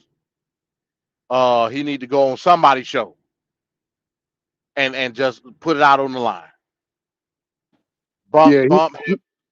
Yeah, he's go got ahead. he's got to make appearances on those Sunday shows and those weekly shows, and then he's got to do at least once a week a rally because they've been hiding him away for so long. He's got to now come out and like start stumping. Yeah, yeah. They need to do something. Just for his sake. You know what I mean? So I think that's where we at right now. Check out my latest video again. I got an excerpt from the book Find Me the Votes. Pertinent information in that one chapter alone. Um, at some point in time, I will be doing the whole book series over on the other channel. Like I said again, it's not set up yet, but I will be throwing out tidbits here and there. I may do another one this week from another book, just an excerpt, just to give you a focal point to see how I'm going to operate over at the other channel. But other than that, man, I'll holler at y'all. Yeah, I was looking at that MD this morning on your channel. It's pretty good. I mean, that it's like it's raw and Hey, I'm telling explicit, you, and man. I'm telling you, it's stuff in that book that's revealing in regards to how the indictment took place and what was the background of Fannie Willis going through the indictment in the first place. It's revealing. Even in that chapter, just to say real quick, something I did not know. Brian Kemp, he had the election with Stacey Abrams. yep. Brian, in the state of Georgia, Brian Kemp got more votes, Republican votes, in the state of Georgia than Trump did. I did not know that. Meaning that there were Republicans that were disillusioned with Trump. Exactly. But he's trying to say that it was rigged and somehow the election was fraudulent. That's crazy. And So yeah, that's all I got. it's Yeah, go funny ahead. how the main ticket the main ticket was the only thing rigged. They didn't rig like down the back. they didn't Yeah. rig they didn't rig anything else. They just was like totally focused on the president, Yeah. which is crazy. When some Republicans didn't even vote the top of the ticket, they voted down ballot Mm-hmm. because they're tired of you, Donald Trump. Yep. Voter repellent. Right. All right. Thanks, MD. Ricardo, your final sign off, sir. Yeah, it's just a whole lot happened this week, and it's quite jarring to fathom what all went down from the debate of last week going forward to the 24 hours ago when we found out the ruling of SCOTUS. Um, I agree with everybody's sentiments. I think now is time. Now the time has come for the Democrats to now pull out the big kahuna when it comes to Joe. He can't be hiding anymore. Now it's do or die or now or never. He's gonna have to come out swinging, combating everything that Trump has been stating. He has to now come out and literally state the obvious, like or try to make people remember why they're trying to vote for him or to put him in the position that he needs to be in November 14th. It's that vital. We can't be playing along with this idea now that maybe he's just like too old, or maybe today it's just the first debate. Like, that's not going to do it for some people. They need reassurance, and it's not just from the Democrat side; it's also from the Republican side. He needs to come out now and do not only shows, but literally do ads. He needs to do everything from now because, Trump is going to be doing his victory lap, and the victory lap that he's about to do is one of them things where the donors are going to come out swinging and all of that. But one thing I will state is that don't I don't want people to get disillusioned or get discouraged out there. Maybe this might be a sign that it might galvanize those that are literally like terrified right now, and I think that might be the only good outcome. Now, again, I can't stress this enough. I'm going to say this to all those people who are unsure. This is just the first debate. There's many debates to come. This one debate is going to be fickle because people are not going to even remember this 3 months from now. There's going to be others, and I'm sure he's going to come out swinging. But go out and vote. Do your homework. Do yourself in the best interest of your fellow Americans and for your country. Vote on November the 14th, not just because it's for the moment. Vote for the long run. That's what you're voting for. You're not just voting for yourself. You're voting for your family members, for your friends, for everybody else. And it's vital that you vote. I don't want to hear the flip-floppiness of, I don't think I'm going to vote. No, go out and vote. It's that important. People have died for you to vote. And it's imperative that you just do your best civic duty possible and vote. And I'm going to leave it at that. Great show. Looking forward to the next one. And peace on out. All right. Thanks, Ricardo.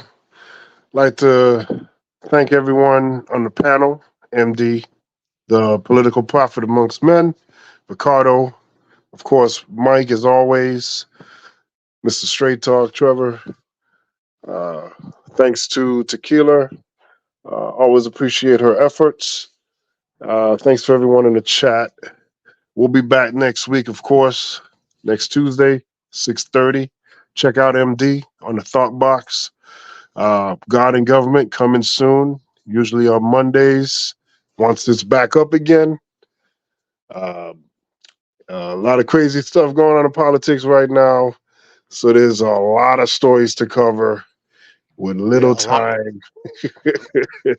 Hey, It's real quick, Van Cat. Let me ask you one more quick question before we get offline. yep. What do you think about Julian Assange? Just real quick. What do I think about him? Yeah.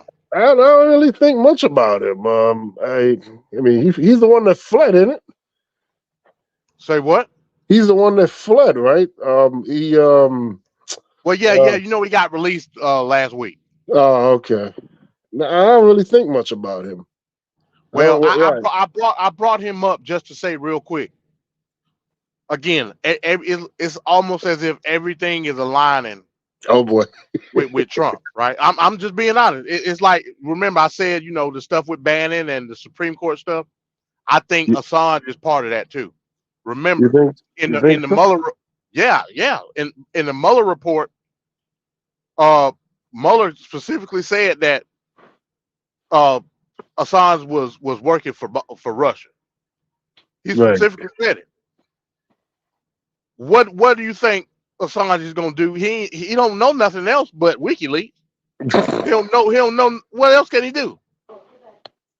I believe we will see Assange peek his head up again sometime between now and the election. That's all I'm gonna say. In what capacity, I don't know.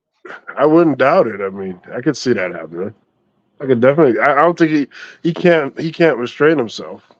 He might want to do something. That's crazy. That's crazy though. Yeah, that's all I wanted to say. All right. So for everyone here, Straight Talk Society, have a great night. We'll see you next week. Until then, peace. Peace.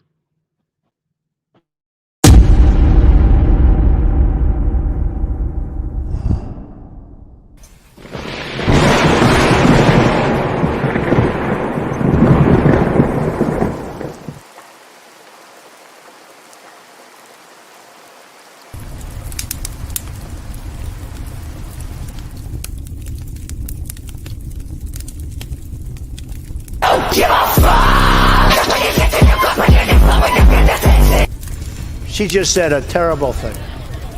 You know what she said? Shout it out, because I don't want to. Okay, you're not allowed to say, and I never expect to hear that from you again. She said, I never expect to hear that from you again. She said he's. That's terrible. Terrible.